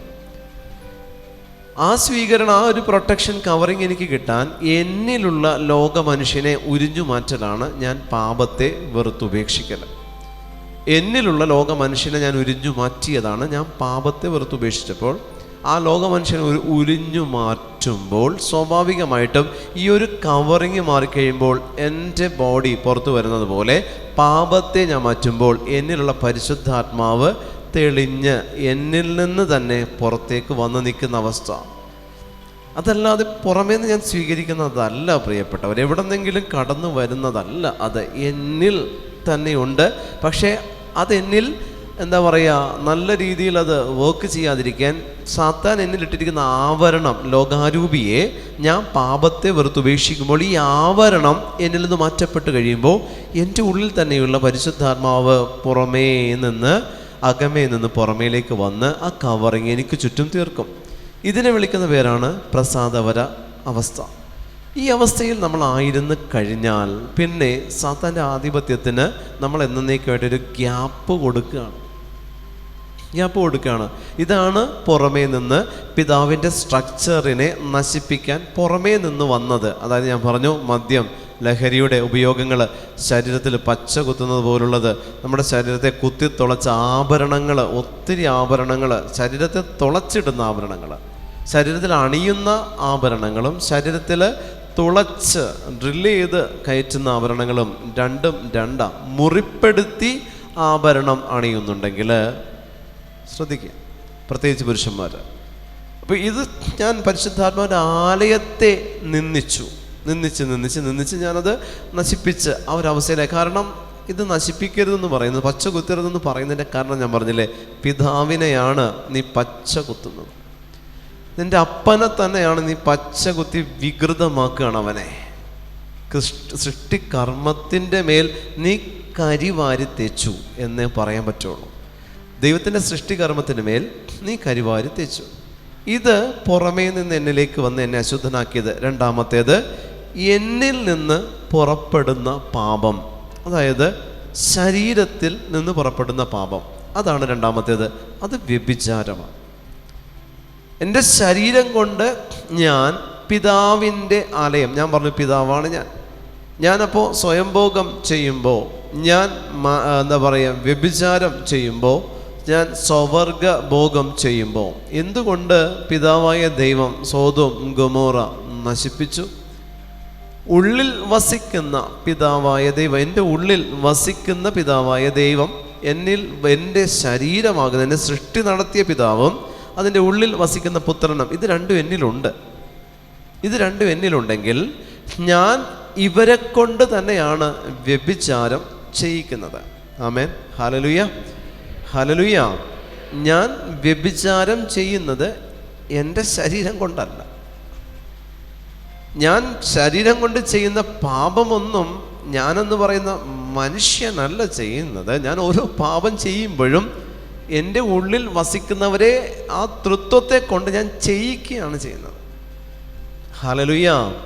നിങ്ങളിൽ പലരും ഉറക്കുക, പക്ഷെ നിങ്ങളിത് കേട്ടോ, ഞാനീ ചെയ്യുന്ന പാപം എൻ്റെ ഉള്ളിൽ വസിക്കുന്ന തൃത്വത്തിനെ കൊണ്ട് തന്നെയാണ് ഞാൻ വ്യഭിചാരം ചെയ്യിക്കുന്നത്.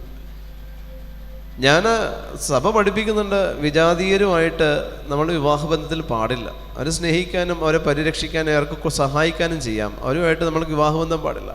വിജാതീയ വ്യക്തിയുമായിട്ട് നീ ശാരീരിക ബന്ധത്തിൽ ഏർപ്പെടുമ്പോൾ അവരതുവരെ സ്വീകരിച്ച, അവരതുവരെ ആരാധിച്ച മൊത്തം വിഗ്രഹങ്ങളുടെ അരൂപി, അത് അവരെ സംബന്ധിച്ച് ദൈവം, നമ്മളെ സംബന്ധിച്ച് അത് ഈവിൾ സ്പിരിറ്റ്. കാരണം 1 കൊറിന്തോസ് 10:20 പറയുന്നത് വിജാതിയർ ബലി അർപ്പിക്കുന്നത് സാത്താനാണ്. അപ്പം ഞാൻ എൻ്റെ ഉള്ളിൽ വസിക്കുന്ന ത്രിയേക ദൈവത്തെ കൊണ്ട് ഈ ഈവിൾ സ്പിരിറ്റുമായിട്ട് സംയോജിക്കുകയാണ് അവിടെ ചെയ്യുന്നത്. അതായത് എൻ്റെ ഉള്ളിൽ വസിക്കുന്ന തൃത്വത്തെ കൊണ്ട് ഈ ഈവിൾ സ്പിരിറ്റുമായിട്ട് ഞാൻ സെക്സ് ചെയ്യിക്കും. Hallelujah, hallelujah. അവിടെ എൻ്റെ ശരീരമല്ല സെക്സ് ആസ്വദിക്കുന്നത്, തൃത്വത്തെ കൊണ്ട് സെക്സ് ചെയ്യിക്കുന്ന തരത്തിൽ എൻ്റെ ശരീരത്തെ, തൃത്വത്തിൻ്റെ കൂടാരമായി എൻ്റെ ശരീരത്തെ പാപത്തിന് ഞാൻ വിട്ടുകൊടുക്കുക ചെയ്യുന്നത്. ഹല്ലേലൂയ. അപ്പോൾ പാപത്തിന് വിട്ടുകൊടുത്തപ്പോൾ ആദ്യത്തേത് ഞാൻ പറഞ്ഞു, പുറമേ നിന്ന് എൻ്റെ ശരീരത്തെ അറ്റാക്ക് ചെയ്ത ആ സ്പിരിറ്റ്സ്, അതായത് മദ്യവും മറ്റ് ലഹരി ഉപയോഗങ്ങളും പുറമേ നിന്ന് എന്നിലേക്ക് വന്നു. എൻ്റെ ശരീരത്തിൻ്റെ, എൻ്റെ ബ്ലഡിൻ്റെ ഓരോ കണികകളിൽ അത് ആവസിച്ചു. എൻ്റെ ലങ്സിലേക്ക് അത് കടന്നു വന്നു. ഞാൻ എടുക്കുന്ന ശ്വാസത്തിൽ സ്മോക്ക് മിക്സ് ചെയ്ത് ഞാൻ എൻ്റെ ജീവശ്വാസത്തിൻ്റെ കലവറയിൽ ഈവിൾ സ്പിരിറ്റിന് ഞാൻ സ്ഥാനം കൊടുത്തു. ജീവശ്വാസത്തിൻ്റെ കലവറയിൽ ഈവിൾ സ്പിരിറ്റിന് ഞാൻ ശ്വാസം കൊടുത്തു. പുക മിക്സ് ചെയ്ത് ഞാൻ എന്നെ പുകയാക്കി മാറ്റി. വീണ്ടും അതെല്ലാം എൻ്റെ പുറമേ നിന്ന് ഞാൻ സ്വീകരിച്ച് എൻ്റെ പിതാവിൻ ഫോം ചെയ്ത സ്ട്രക്ചറിനെ ഞാൻ നശിപ്പിച്ചു. അത് നശിപ്പിച്ചപ്പോഴാണ് നമ്മൾ ധ്യാനം കൂടി അവിടെ ധ്യാനത്തിൽ വിളിച്ചു പറയുന്നത് കേട്ട് പാപത്തെ ഉപേക്ഷിക്കുക. പാപത്തെ ഉപേക്ഷിക്കുക എന്ന് പറയുന്നത് ഉള്ളിലുള്ള പുത്രൻ്റെ പീഡാസഹനത്തിന് നിന്നെ ഒരുക്കുക എന്നർത്ഥം. ഹല്ലേലൂയ. കാരണം പാപം ചെയ്യുമ്പോൾ എനിക്കൊരാസ്വാദനമുണ്ട്. ആ ആസ്വാദനത്തെ വേണ്ട എന്ന് വയ്ക്കലാണ് പീഡാസഹനം ക്രിസ്തുവിൻ്റെ. അപ്പോൾ ക്രിസ്തുവിൻ്റെ പീഡാസഹനത്തിന് നീ നിന്നിൽ വേദി ഒരുക്കലാണ് നീ പാപത്തെ വെറുത്തുപേക്ഷിക്കൽ. ക്രിസ്തുവിൻ്റെ പീഡാസഹനത്തിന് നിന്നിൽ നീ വേദി ഒരുക്കി നീ പാപത്തെ വെറുത്തുപേക്ഷിച്ചപ്പോൾ, ആ ക്രിസ്തുവിൻ്റെ പീഡാസഹനം നിന്നിൽ നടന്നു കഴിഞ്ഞപ്പോൾ നേടിയെടുത്ത രക്ഷയാണ് പരിശുദ്ധാത്മ സംരക്ഷണം, അല്ലെങ്കിൽ പരിശുദ്ധാത്മാവ് നിന്നിൽ തെളിഞ്ഞു വന്നതും നീ ആ സ്വഭാവം കാണിച്ചതും. ഹല്ലേലൂയ, ഹല്ലേലൂയ, ഹല്ലേലൂയ. അപ്പോൾ നിങ്ങളൊന്ന് ആലോചിച്ച് നോക്കിയേ, ഈ ഒരു പ്രോസസ്സ് നിങ്ങൾക്ക് ചെയ്യാൻ ധ്യാന കേന്ദ്രത്തിൻ്റെ ആവശ്യം ഇല്ല, ഒരു പള്ളി മാത്രം മതി.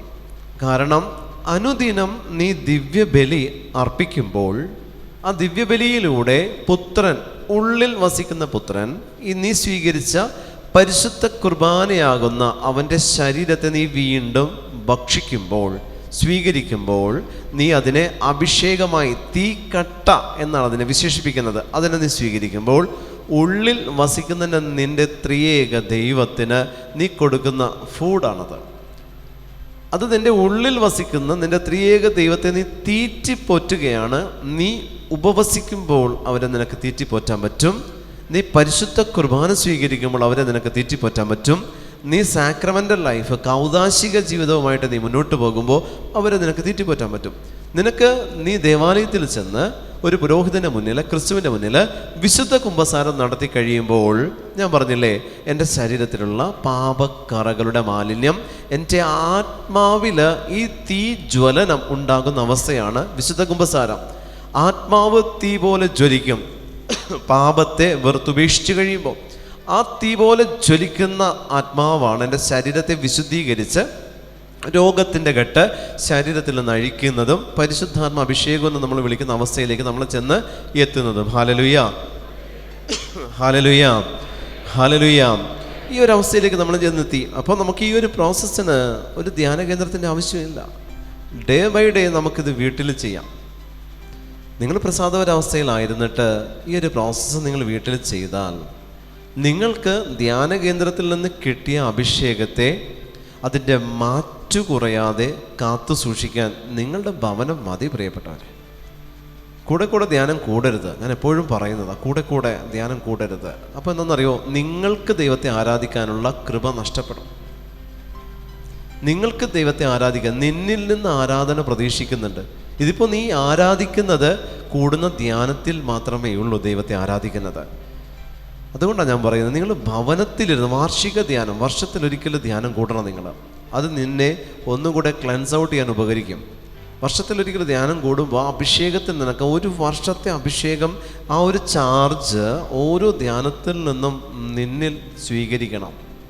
പക്ഷെ നീ മറ്റുള്ളവരെ ഈ അഭിഷേകത്തിലേക്ക് അയക്കണം, മറ്റുള്ളവരെ അയക്കണം. ഞാൻ പോകേണ്ട ധ്യാനത്തിന് ഞാൻ പോയില്ലെങ്കിൽ ആ സീറ്റ് കാലിയാകരുത്. മറ്റൊരുവനെ നീ അയക്കുമ്പോൾ നീ ദൈവവേല ചെയ്തു. നീ വീട്ടിലിരുന്ന് ആരാധിക്കുമ്പോൾ നീ കൂടിയ ധ്യാനത്തിൻ്റെ മാറ്റ് വർദ്ധിപ്പിക്കാൻ പറ്റും നിനക്ക്. ഈ രീതിയിൽ തൃത്വത്തെ നീ പോളിഷ് ചെയ്ത് നീ കൊണ്ടു നടന്നാൽ നിന്റെ ശരീരം തൃത്വിക കൂടാരമായിട്ട് വസിക്കുന്നതിൻ്റെ പേരാണ് പരിശുദ്ധാത്മാഭിഷേകം.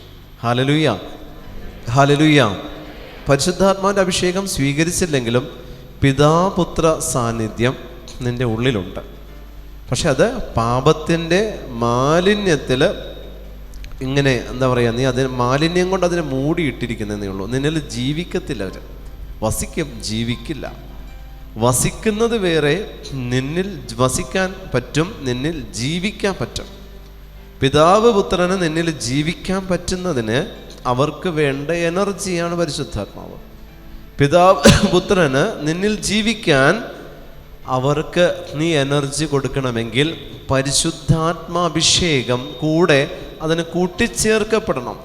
പുത്രന് നിന്നിൽ വസിക്കാനായിട്ട് പ്രിയപ്പെട്ട ദൈവജനമേ, പുത്രനായ ദൈവത്തിന് നിന്നിൽ വസിക്കാനായിട്ട് നിന്റെ പെർമിഷൻ വേണ്ട. ഓൾറെഡി അവൻ നിന്റെ ഉള്ളിലുണ്ട്. പക്ഷേ ആ പുത്രനെ വസിക്കാൻ ആവശ്യമായിട്ടുള്ള ഒരു വേദി ഒരുക്കലാണ് പരിശുദ്ധാത്മ അഭിഷേകം. ഹല്ലേലൂയ. പുത്രനായ ദൈവത്തിന് നിന്നിൽ വസിക്കാൻ ആവശ്യമായിട്ടുള്ള ഒരു വേദി ഒരുക്കുക. ഞാൻ പറഞ്ഞില്ലേ, പരിശുദ്ധ അമ്മയിലാണ് പുത്രൻ വന്നതെങ്കിൽ അമ്മയെ നിന്റെ ഉള്ളിൽ ഒരുക്കുക എന്ന് പറഞ്ഞാൽ പരിശുദ്ധമായ അവസ്ഥയിലേക്ക് നീ നിന്നെ തന്നെ കൊണ്ടുവരിക എന്നർത്ഥം. Hallelujah, hallelujah. ഇങ്ങനെ നീ വന്നു കഴിയുമ്പോൾ നീ പൂർണ്ണമായിട്ടും പരിശുദ്ധാത്മാവിൽ നിറഞ്ഞവനായി. ആദ്യത്തെ ദിവസം അതിൻ്റെ സാധ്യതകളെക്കുറിച്ച്, അതിന് എതിരായിട്ടുള്ള പാപങ്ങളെക്കുറിച്ച് നമ്മൾ കേട്ടു. ഇന്നലെ പാപം എന്താണെന്നുള്ളത് നമ്മൾ 10 കൽപ്പനകളിലൂടെ പോയി. അതിനുശേഷം നിങ്ങൾ വിശുദ്ധ കുമ്പസാരം നടത്തി. ഇപ്പോൾ അതിനുശേഷം നിങ്ങൾ മൊബൈൽ ഉപയോഗിച്ചിട്ടില്ലെങ്കിൽ ഇപ്പോൾ നിങ്ങളുടെ അവസ്ഥ പ്രസാദപരാവസ്ഥയിലാണ്. അതിനുശേഷം നിങ്ങൾ മൊബൈൽ ഉപയോഗിച്ചിട്ടില്ലെങ്കിൽ, ഹല്ലേലൂയ, ഹല്ലേലൂയ, അത് നിങ്ങൾ തീരുമാനിക്കുക. നിങ്ങൾക്ക് ഞങ്ങളെയും ഈ ധ്യാനകേന്ദ്രത്തിലുള്ള സിസ്റ്റേഴ്സിനെയും എന്നെയൊക്കെ നിങ്ങൾക്ക് പറ്റിക്കാൻ പറ്റും. പക്ഷെ നിൻ്റെ ഉള്ളിൽ വസിക്കുന്നവനെ നീ പറ്റിക്കുമ്പോൾ നിന്നെ തന്നെയാണ് നീ ചതിക്കുന്നത്, ആരെയല്ല.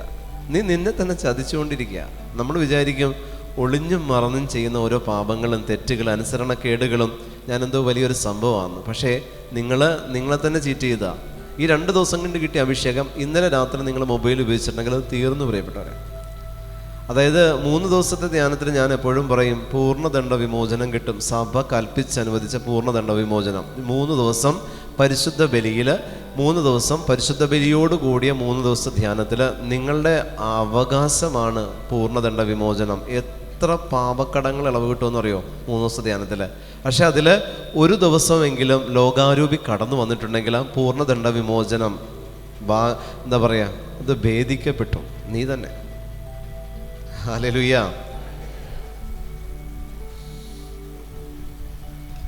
നീ തന്നെ അതിനെ നശിപ്പിച്ചു, ഭേദിച്ചു. അത്രയേ ഉള്ളൂ. നീ തന്നെ അതിനെ നശിപ്പിച്ചു. ആ പൂർണ്ണ ദണ്ഡവിമോചനം സ്വീകരിക്കാനുള്ള അവസരത്തെയാണ് നമ്മൾ കളഞ്ഞു കുളിക്കുന്നത് ഫോൺ ഉപയോഗിക്കുമ്പോൾ. കാരണം ഫോണിൽ എന്താണെന്നുള്ളത് നമുക്കറിയാം.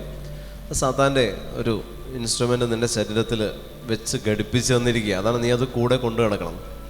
കൂടെ കൊണ്ടു കിടക്കുന്നത് അതുകൊണ്ടാണ്. അപ്പം നമ്മളത് കൂടെ കൊണ്ടു കിടക്കുന്നു, കുഴപ്പമില്ല, അത്യാവശ്യം വിളിക്കാം. നമ്മളുടെ ഈ ഒരു കാലഘട്ടത്തിൻ്റെ പുരോഗതി അനുസരിച്ച് നമ്മളത് ഉപയോഗിക്കണം, നല്ലത്. പക്ഷേ അത് അനവസരത്തിൽ ഉപയോഗിച്ചിട്ടുണ്ടെങ്കിൽ ഇവിടെ നിന്ന് കിട്ടേണ്ട കൃപയെ നീ തന്നെ തല്ലിക്കെടുത്തിയിട്ടാണ് പോണത്. എന്തെങ്കിലുമൊക്കെ ഇവിടെ നിന്ന് കിട്ടാൻ വഴിയുണ്ടാ നീ തന്നെ ബ്രേക്ക് ചെയ്തിട്ടാണ് പോണത്. സംസാരിക്കരുത്, പുറം ലോകവുമായിട്ട് ബന്ധം പാടില്ല, അതെല്ലാം അനൗൺസ് ചെയ്തതാണ്. അനുസരിച്ചാൽ, വിശ്വസിച്ചാൽ നീ ദൈവമഹത്വം ദർശിക്കും എന്നുള്ളതാണ്. പക്ഷേ ഈ 2 ദിവസം ഇന്നലെ നമ്മൾ വിശുദ്ധ കുമ്പസാരം നടത്തി, പാപമോചനം സ്വീകരിച്ച് പ്രസാദ അവസ്ഥയിലായി. ഇന്ന് ഫൈനൽ കൈവപ്പിൻ്റെ സമയത്ത് നിങ്ങൾ ആ അഭിഷേകം പൂർണ്ണതയിൽ നിങ്ങൾ സ്വീകരിച്ച് നിങ്ങൾ മടങ്ങുക. അഭിഷേകത്തെ പൂർണ്ണതയിൽ നിങ്ങൾ സ്വീകരിച്ച് മടങ്ങുമ്പോൾ ഞാൻ പറഞ്ഞില്ലേ, ആ അഭിഷേകത്തിൻ്റെ പൂർണ്ണത അനുസരണത്തോട് ചേർന്ന് നിൽക്കണം.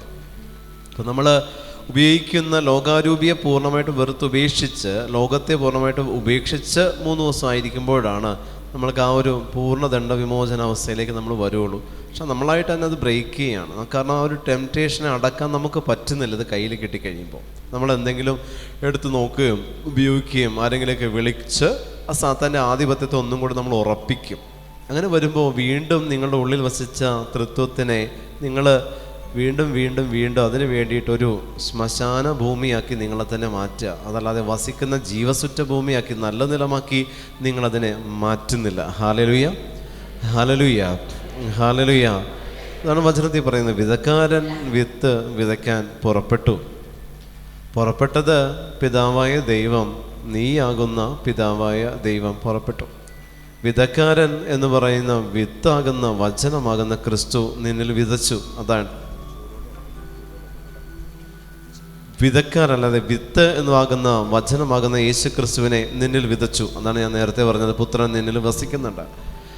വീണ്ടും നല്ല നിലത്ത് വീണത് മുളയെടുത്തു. പുത്രന് വേണ്ടിയിട്ട് നീ നല്ല നിലം ഒരുക്കി പാപത്തെ വെറുത്ത് ഉപേക്ഷിച്ചു. ആ മുളയെടുത്തപ്പോൾ നീ പരിശുദ്ധാത്മ അഭിഷേകത്തിൽ നിറഞ്ഞു. അത്രയേ ഉള്ളൂ. ആ മുളയെടുത്തപ്പോൾ ദാറ്റ് മീൻസ് ആ പുത്രൻ മുളയെടുത്തു, വിത്ത് മുളയെടുത്തു, മാംസം ധരിച്ചു. അതായത് പരിശുദ്ധാത്മ അഭിഷേകത്തിൽ നീ നിറഞ്ഞു. പരിശുദ്ധ അമ്മയിലേക്ക് പുത്രൻ മുളയെടുത്തപ്പോഴും പറഞ്ഞത് മറ്റൊന്നല്ല, പരിശുദ്ധാത്മാവ് നിന്റെ മേൽ വരും. പുത്രന് മുളയെടുക്കാൻ പരിശുദ്ധാത്മാവ് നിന്റെ മേൽ വന്നു. ഈശോ മാനുഷിക ശരീരത്തിൽ ഫോം ചെയ്യപ്പെട്ടു. എപ്പോൾ? പരിശുദ്ധാത്മാവ് നിന്റെ മേൽ വന്നപ്പോൾ. പരിശുദ്ധ അമ്മയോട് പറഞ്ഞതാ. അമ്മ കുഞ്ഞായിരുന്നപ്പോഴല്ല, അമ്മ പക്വത എത്തിക്കഴിഞ്ഞപ്പോൾ പറയുന്നു പരിശുദ്ധാത്മാവ് നിന്റെ മേൽ വന്നു. കാരണം എന്താ? ഫോം ചെയ്തണം. ഉള്ളിൽ വസിക്കുന്നവൻ ഫ്ലഷായി മാറണം, ശരീരം ധരിക്കണമെങ്കിൽ പരിശുദ്ധാത്മാവ് നിന്റെ മേൽ വരണം. ഇപ്പോഴും നിന്റെ ഉള്ളിൽ വസിക്കുന്നവൻ നിന്നിൽ ഫോം ആയിട്ടുണ്ടോ എന്നുള്ളത് നീ ചിന്തിക്കുക. Hallelujah, hallelujah. വിത്ത് ഉണ്ട്, പക്ഷെ വിത്ത് നിന്റെ ഉള്ളിൽ തന്നെ കിടക്കുന്നുണ്ട്. മുളയെടുക്കാൻ പാകപ്പെടുത്തുന്ന, നല്ല നിലമാക്കുന്ന, നിങ്ങളെ നല്ല നിലമാക്കാൻ സഹായിക്കലാണ് ഓരോ ധ്യാനങ്ങളും. ഈ നല്ല നിലമാകാൻ സഹായിക്കുന്ന പാഠങ്ങൾ നിങ്ങൾ കേട്ടു. ഇന്നു മുതൽ ഇത് നിങ്ങൾ സ്വയം പ്രാക്ടീസ് ചെയ്താൽ മതി. കൃത്യം വിശുദ്ധ കുമ്പസാരം നടത്തിയാൽ നല്ല നിലമായിട്ട് നിൻ്റെ ശരീരത്തെ നിനക്ക് സൂക്ഷിക്കാൻ പറ്റും. കൃത്യം 2 ആഴ്ചയിലൊരിക്കൽ വിശുദ്ധ കുമ്പസാരം നടത്തുക. ആഴ്ചയിലൊരിക്കലാണെങ്കിൽ അത്രയും നല്ലത്, വൈദികർ വഴക്ക് പറയില്ലെങ്കിൽ.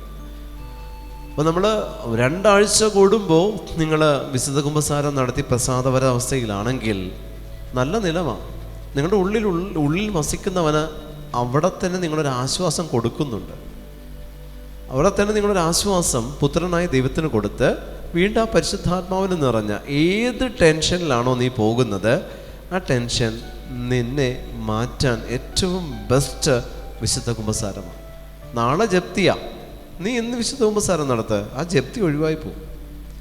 നാളെ നീ മരിക്കും എന്ന് ഡോക്ടർ പറഞ്ഞിട്ടുണ്ടോ, ഇന്ന് വിശുദ്ധ കുമ്പസാരത്തിന് ആ പേഷ്യൻറ്റിന് നീ വഴിയൊരുക്ക്, ആ മരണം ഒഴിവായി പോകും.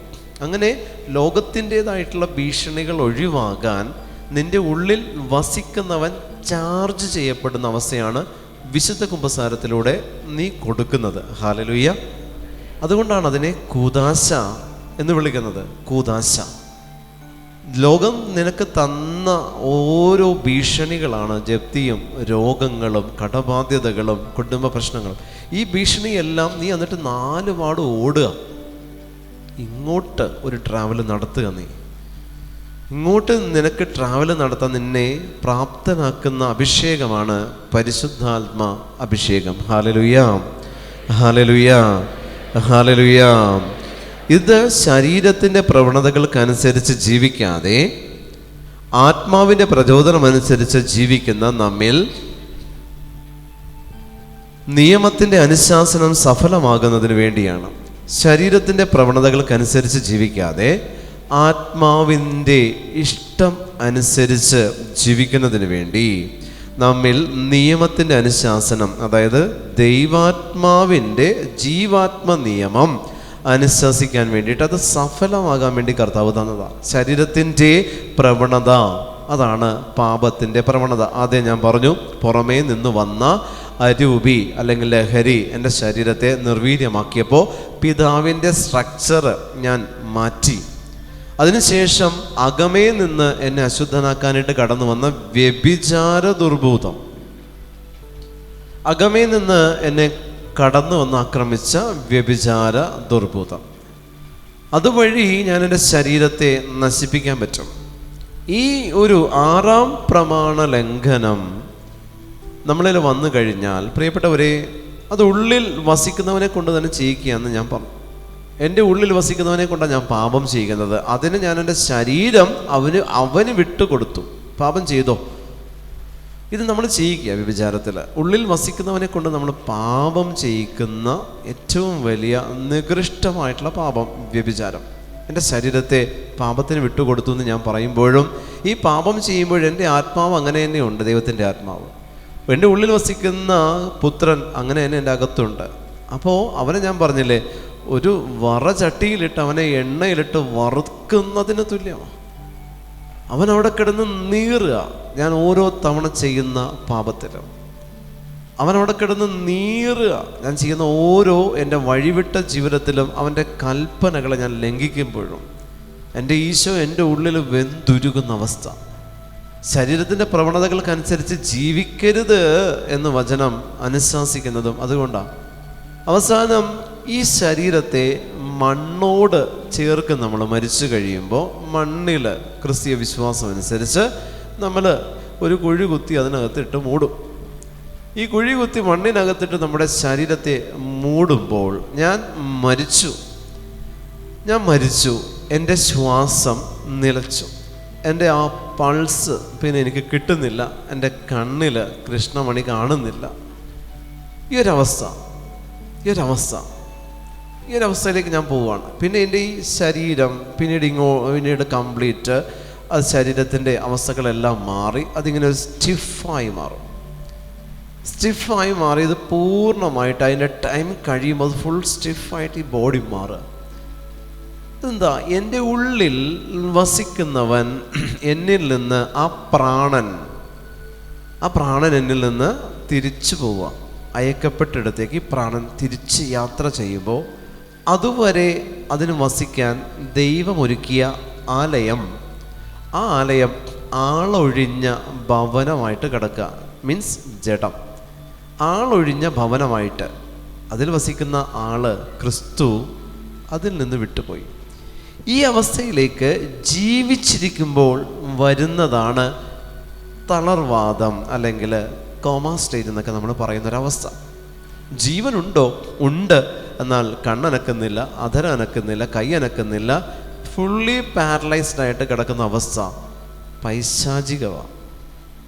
നിന്റെ ഉള്ളിൽ വസിക്കുന്ന ദൈവം നിന്നെ ചലിപ്പിക്കാൻ പറ്റാത്ത വിധം ദൈവത്തെ നിർജീവാവസ്ഥയിലാക്കി ബോഡി ഫുള്ളി പാരലൈസ്ഡ് ആകുന്നുണ്ട്. അപ്പം നമ്മുടെ ശരീരത്തിൻ്റെ കാലുകൾ, കൈകൾ ഒന്നും ഉപയോഗിക്കാൻ പറ്റാത്ത അവസ്ഥയിലേക്ക് നമ്മുടെ ശരീരം പോകുന്നുണ്ടെങ്കിൽ പൈശാചികത അവിടെ കടന്നു വരിക. അത് ദൈവം അനുവദിച്ച സഹനം അല്ല. പലരും പറയും മക്കൾ ഒരു പാഠം പഠിക്കാൻ വേണ്ടി അപ്പനും അമ്മയും ഇങ്ങനെ തളർന്ന് അവർക്ക് ശുശ്രൂഷിക്കാൻ കൊടുത്തതാണ്. ഇതൊക്കെ ഞങ്ങൾ തന്നെ പറയുന്ന കാര്യങ്ങളാണ്. Hallelujah, hallelujah. അപ്പനും അമ്മയും തളർന്ന് കിടക്കുക, പറയാം, അമ്മ തളർന്ന് കിടക്കുക, ബ്രദർ പ്രാർത്ഥിക്കണം എന്ന് പറയുമ്പോൾ ബ്രദർ പറയും, നീ നിൻ്റെ പാപങ്ങൾക്ക് പരിഹാരം ചെയ്യാം. അത് കേട്ടിട്ട് ഇവൻ പോയിട്ട് അത് ചെയ്യാൻ വേണ്ടിയിട്ട് നമ്മളത് പറയും. പക്ഷേ എന്നാൽ പോലും ഞാൻ പറയുകയാണ്, ആ അവസ്ഥയിലേക്ക് ആ ശരീരം വരണമെങ്കിൽ ഇവനെ വിശുദ്ധീകരിക്കാൻ എൻ്റെ ശരീരത്തെ ദൈവം ഉപയോഗിക്കില്ല. അതാദ്യം മനസ്സിലാക്കുക. Hallelujah, hallelujah. എന്നെ വിശുദ്ധീകരിക്കാൻ എൻ്റെ ശരീരത്തെ ദൈവം ഉപയോഗിക്കുകയുള്ളൂ. മറ്റൊരാളുടെ ശരീരത്തെ നീറാൻ വിട്ടുകൊണ്ട് ഇവനെ വിശുദ്ധീകരിക്കാൻ അത് എവിടെ തന്നെയായോ? ഇല്ല. ഹല്ലേലൂയ. അപ്പോൾ ആ ഒരവസ്ഥയിലേക്ക് ഞാൻ നാളെ ഈ ഇരിക്കുന്ന ഇപ്പം 2 കാലിൽ എഴുന്നേറ്റ് തിന്നാനായിട്ട് റെഡി ആയിട്ടിരിക്കുന്ന നിങ്ങളോട് ഞാൻ പറയാം, നാളെ നിങ്ങൾ കിടപ്പായി പോകുന്നുണ്ടെങ്കിൽ അത് നിങ്ങളെ മക്കൾക്ക് പരീക്ഷിക്കാൻ ദൈവം നിങ്ങളെ കിടത്തിയതല്ല. നിൻ്റെ പാപം കൊണ്ട് നീ കിടപ്പായതാണ്. നിൻ്റെ ശരീരത്തിലുള്ള ദൈവത്തിന് ചലിക്കാൻ പറ്റാത്ത വിധത്തിൽ നിൻ്റെ ബോഡി സ്റ്റിഫാകുന്നുണ്ടോ? ഈ ബോഡിയിൽ നീ ചെയ്ത പാപം അതിന് കാരണമാണ്. അതിൽ 2 പ്രമാണ ലംഘനങ്ങൾ കൊണ്ടേ ഈ അവസ്ഥ വരുള്ളൂ. 2 പ്രമാണ ലംഘനം. അതിലൊന്ന് വ്യഭിചാരവും മറ്റൊന്ന് 1-ാം പ്രമാണ ലംഘനവും. വ്യഭിചാരവും 1-ാം പ്രമാണ ലംഘനവും. ഈ 2 പാപം ചെയ്തു കഴിഞ്ഞാൽ നിന്റെ ശരീരത്തിൽ ഉള്ളിൽ വസിക്കുന്നവനെ, ഞാൻ പറഞ്ഞില്ലേ, കൊന്നു കുഴിച്ചു മൂടാൻ നിനക്ക് പറ്റും. നിന്റെ ശരീരത്തിൽ വസിക്കുന്നവനെ കൊന്നു കുഴിച്ചു മൂടുക നിന്റെ ശരീരത്തിൽ. അപ്പോൾ നമുക്കൊന്നും മനസ്സിലാവില്ല. ഇതെല്ലാം കഴിഞ്ഞ് നമ്മളുടെ ഈ ഒരു പ്രായത്തിൻ്റെ ഘട്ടം ഓരോന്ന് കഴിയുന്നുണ്ട്. ഒരു 15 വയസ്സ്, പിന്നെ ഒരു 35 വയസ്സ്, പിന്നെ ഒരു 50 വയസ്സ്, 60, 70 അങ്ങനെ പോകുമ്പോൾ ഓരോ ഘട്ടം കഴിയുമ്പോൾ ശരീരത്തിൽ വരുന്ന ചേഞ്ചിനേക്കാളുപരി 15 വർഷം കൊണ്ട് ഞാൻ സ്വീകരിച്ച പരിശുദ്ധാത്മാഭിഷേകം, 15 വർഷം അമ്മയുടെ ഉദരത്തിലൊരു പുറത്തു വന്നു. 1-ാമത്തെ വയസ്സ് മുതൽ 15-ാമത്തെ വയസ്സ് വരെ ഞാൻ ജീവിച്ചപ്പോൾ അതിനുള്ളിൽ ഞാൻ സ്വീകരിച്ച കൂദാശകൾ, അതിനുള്ളിൽ ഞാൻ എത്ര കൂദാശ സ്വീകരിച്ചു, എത്ര ബലി അർപ്പിച്ചുവോ, അതനുസരിച്ചാണ് 15 മുതൽ 35 വരെയുള്ള അടുത്ത ഘട്ടത്തിൽ എൻ്റെ ഉയർച്ച, എൻ്റെ അഭിഷേകം, എൻ്റെ എന്താ പറയുക ജീവിത നിലവാരം ക്രമപ്പെടുന്നത് അവിടെ തൊട്ട് അങ്ങോട്ടാണ്. ഈ 15 തൊട്ട് 35 വരെയുള്ള ഈ കാലഘട്ടത്തിൽ ആ അഭിഷേകത്തിൽ നിലനിന്നുകൊണ്ട് ഞാൻ ജീവിച്ച് ദൈവത്തിന് വേണ്ടി എന്തെങ്കിലും ചെയ്യാൻ എനിക്ക് കിട്ടുന്ന അവസരത്തെ ഞാൻ ഉപയോഗിക്കുമ്പോൾ 35 മുതൽ അങ്ങോട്ട്, അതായത് നമ്മുടെ ശരീരത്തിൻ്റെ ഇഷ്ടങ്ങൾ മരവിച്ച് തുടങ്ങുന്ന തോട്ട്സ്, സെക്ഷൽ അംബീഷൻസ് ഒക്കെ ഒന്നും വേണ്ട, ഇനി മതിയാക്കാം, അല്ലെങ്കിൽ ഇനി ഒന്ന് സ്ലോ ആകാം എന്ന് തോന്നി തുടങ്ങുന്ന അവസ്ഥയിൽ നമ്മുടെ ആ ഒരു വാർദ്ധക്യത്തിലേക്കുള്ള ട്രാവൽ ആരംഭിക്കുക. അവിടെ നിന്ന് അങ്ങോട്ട് ആ ട്രാവൽ നമ്മൾ ആരംഭിച്ചു കഴിഞ്ഞാൽ അവിടെ നിന്ന് അങ്ങോട്ട് നമ്മളങ്ങനെ പോയി ഒരവസ്ഥയിലേക്ക് എത്തുമ്പോൾ ആ കാലഘട്ടത്തിൽ നമ്മുടെ ആത്മാവിനെ നമ്മളൊന്ന് വിശുദ്ധീകരിച്ച് 60-ലെത്തിച്ച് നിർത്തും. 60-ൽ നിന്ന് പിന്നെ 80 വരെയുള്ള കാലഘട്ടത്തിൽ എപ്പോൾ മണിയടിക്കും എന്ന് നോക്കിയിരിക്കുന്ന കാലഘട്ടം, അതായത് എൻ്റെ ജീവൻ ദൈവത്തിലേക്ക് തിരിച്ചു പോകും എന്ന് പറയുന്ന കാലഘട്ടം. 35 വയസ്സെത്തിയപ്പോൾ 1-ാം മണി അടിച്ചു മരണത്തിൻ്റെ. അതൊരു 50-60 എത്തിയപ്പോൾ 2-ാം മണി അടിച്ചു. 60 വയസ്സുള്ളവർ ക്ഷമിക്കണേ. അതിനുശേഷം 3-ാം മണി അടിക്കാൻ നമ്മൾ വെയിറ്റ് ചെയ്തിരിക്കുന്ന കാലഘട്ടമാണ് 60 to 80. ഈ 3-ാം മണി അടിച്ചാൽ പാക്ക് ചെയ്യാം. അപ്പോൾ ഈ 3-ാം മണി അടിച്ച് പാക്ക് ചെയ്യുന്നതിന് മുൻപ് നടക്കേണ്ട വിശുദ്ധീകരണങ്ങൾ, ഈ ഒരു കുഞ്ഞ്, ഒരു മകനെ, ഒരു മകളെ ദൈവം നിങ്ങൾക്ക് തന്നു, നിൻ്റെ ഉദരത്തിൽ ഒന്ന് ഫോം ചെയ്തു, ഇതിനെ പ്രസവിച്ച് നിൻ്റെ കയ്യിലേക്ക് കിട്ടിയാൽ നീ വേണം ഈ 15 വർഷത്തിൽ ഇതിനെ തീറ്റിപ്പോറ്റാനായിട്ടും ആത്മാവിൻ്റെ ഭക്ഷണം കൊടുക്കാനായിട്ടും. ആ 15 തൊട്ട് 35 വരെയുള്ള വയസ്സിൽ ഈ കുഞ്ഞ് നിന്നെ ശുശ്രൂഷിക്കുന്നില്ലെങ്കിൽ ആദ്യത്തെ 15 വർഷം ഈ കുഞ്ഞിനെ നീ ശുശ്രൂഷിക്കാത്തതാണ് കാരണം. Hallelujah, hallelujah. ധ്യാനം കൂടേണ്ടിയേ ഇല്ലായിരുന്നു. ഹല്ലേലൂയ. അതുകൊണ്ടാണ് ദമ്പതികൾ, ഒരുമിച്ച് ജീവിക്കേണ്ട ദമ്പതികൾ, ഒന്ന് ഗൾഫിലും ഒന്ന് നാട്ടിലുമായി, മക്കൾ അവിടെയും, ദമ്പതികൾ ഒന്ന് ഗൾഫിലും ഒന്ന് നാട്ടിലുമാണെങ്കിൽ 15 വയസ്സിനുള്ളിൽ 15-18 വയസ്സിനുള്ളിൽ മക്കളുള്ള ദമ്പതികൾ ഒരുമിച്ച് ജീവിക്കാൻ പാടുള്ളൂ. 15-18 വയസ്സിനുള്ളിൽ മക്കൾ വേറെ മാതാപിതാക്കൾ വേറെ ജീവിച്ചാൽ ഈ മക്കളെ കൊണ്ട് മാതാപിതാക്കൾക്ക് ഉപകാരം ഉണ്ടാവില്ല. മക്കളുടെ തെറ്റല്ല, അങ്ങനെയാണ് കർത്താവിനെ അവർ സൃഷ്ടിക്കുക. നിങ്ങൾ നോക്കിക്കോ, ടെൻഷൻ അടിക്കണ്ട, നോക്കിയാൽ മതി. ഹല്ലേലൂയ, ഹല്ലേലൂയ. ഒരുമിച്ചുണ്ടാകണം. അവിടെ ഒരു ഫോം ചെയ്യല കർത്താവ് ചെയ്യുന്നത്, ആത്മാവിൻ്റെ ഒരു രൂപീകരണം അവിടെ നടക്കും. പ്രിയപ്പെട്ടവരെ, ഈ ഒരു കാലഘട്ടം കഴിഞ്ഞ് നമ്മൾ നമ്മുടെ ശരീരത്തെ വിശുദ്ധീകരിച്ച് നമ്മൾ പിന്നെ 60-80 വയസ്സ് അതിൽ നേരത്തെ വിളിക്കുന്നവരുണ്ട്. കർത്താവാണ് ജീവൻ വിളിക്കാനുള്ള അധികാരം ജീവൻ കൊടുത്തവനേ ഉള്ളൂ. അപ്പോൾ ഈ കാലഘട്ടത്തിനുള്ളിൽ ഞാൻ തീരുമാനിക്കുകയാണ്, ഞാൻ സൂയിസൈഡ് ചെയ്യാൻ പോവാം. എൻ്റെ ജീവിതം മടുത്തു, അതായത് ദൈവത്തെ മടുത്തു എന്ന് എൻ്റെ ഉള്ളിൽ വസിക്കുന്നവന് അവനൊരു കാലാവധിയുണ്ട് ഈ ശരീരത്തിൽ. ആ കാലാവധിയെ ഞാൻ ബ്രേക്ക് ചെയ്യാൻ പോവാണ്, ഞാൻ മരിക്കാൻ തീരുമാനിച്ചു. എൻ്റെ ഉള്ളിൽ വസിക്കുന്ന ദൈവത്തെ ഞാൻ ആത്മാവിന് തിരിച്ചു പോകാനായിട്ടുള്ള ട്രാവൽ ടിക്കറ്റ് അവൻ എടുത്തു വെച്ചിട്ടുണ്ട്. ആ ടിക്കറ്റ് നീ ക്യാൻസൽ ചെയ്യാണ് നീ സൂയിസൈഡ് ചെയ്യുമ്പോൾ കൊലപാതകത്തിലൂടെ ഒക്കെ വരുന്നത്. റിട്ടേൺ ടിക്കറ്റ് എടുത്തു വെച്ചിട്ടാണ് അവൻ ഇങ്ങോട്ട് വന്നത്. അപ്പോൾ റിട്ടേൺ ടിക്കറ്റ് ക്യാൻസൽ ചെയ്യുന്ന പ്രവൃത്തിയാണ് സൂയിസൈഡ്. ആ റിട്ടേൺ ടിക്കറ്റ് ക്യാൻസൽ ചെയ്യുമ്പോൾ വീണ്ടും ഇടക്കാലം കൊണ്ട് നിനക്ക് പുതിയൊരു ടിക്കറ്റ് ബുക്ക് ചെയ്ത് കൊടുക്കാൻ പറ്റില്ല. ഹല്ലേലൂയ. ഈ ടിക്കറ്റിൻ്റെ ക്യാൻസലേഷൻ ആ പ്രായത്തിലെ അത് ക്യാൻസൽ ആവുള്ളൂ. ആ ടിക്കറ്റ് ക്യാൻസൽ ആവണത് 80 വയസ്സിൽ ഈ റിട്ടേൺ ടിക്കറ്റ് ബുക്ക് ചെയ്തിട്ടുണ്ടെങ്കിൽ 80 വയസ്സാകുന്നത് വരെ ഈ ടിക്കറ്റിൻ്റെ ക്യാൻസലേഷൻ നടക്കില്ല. ഹല്ലേലൂയ. വിവേകം, കേൾക്കാൻ ചെവിയുള്ളവൻ കേൾക്കട്ടെ എന്ന് എനിക്ക് പറയാൻ പറ്റുള്ളൂ. കാരണം എൻ്റെ എക്സ്പ്ലനേഷൻ തന്നാൽ വേറെ റൂട്ടിലോട്ട് പോകും. നിങ്ങൾ മനസ്സിലാക്കുക. 80 വയസ്സിൽ റിട്ടേൺ ടിക്കറ്റ് എടുത്തിരിക്കുന്ന വ്യക്തിക്ക് 60 വയസ്സിൽ ഞാൻ പുതിയൊരു ടിക്കറ്റ് എടുത്തു കൊടുത്ത് സൂയിസൈഡ് ചെയ്ത് കയറി പൊയ്ക്കുമെന്ന് പറഞ്ഞാൽ കയറി പോവില്ല. Hallelujah, hallelujah. ആത്മാവ് റിട്ടേൺ സ്വർഗത്തിൽ ദൈവത്തിൻ്റെ സമക്ഷം അതിൻ്റെ ദൈവത്തോട് ചേരില്ല എന്നർത്ഥം. അപ്പോൾ ആ ആത്മാവിൻ്റെ സ്ഥിതി എന്താണ് എന്നുള്ളതാണ് നിങ്ങൾ ചിന്തിക്കേണ്ടത്.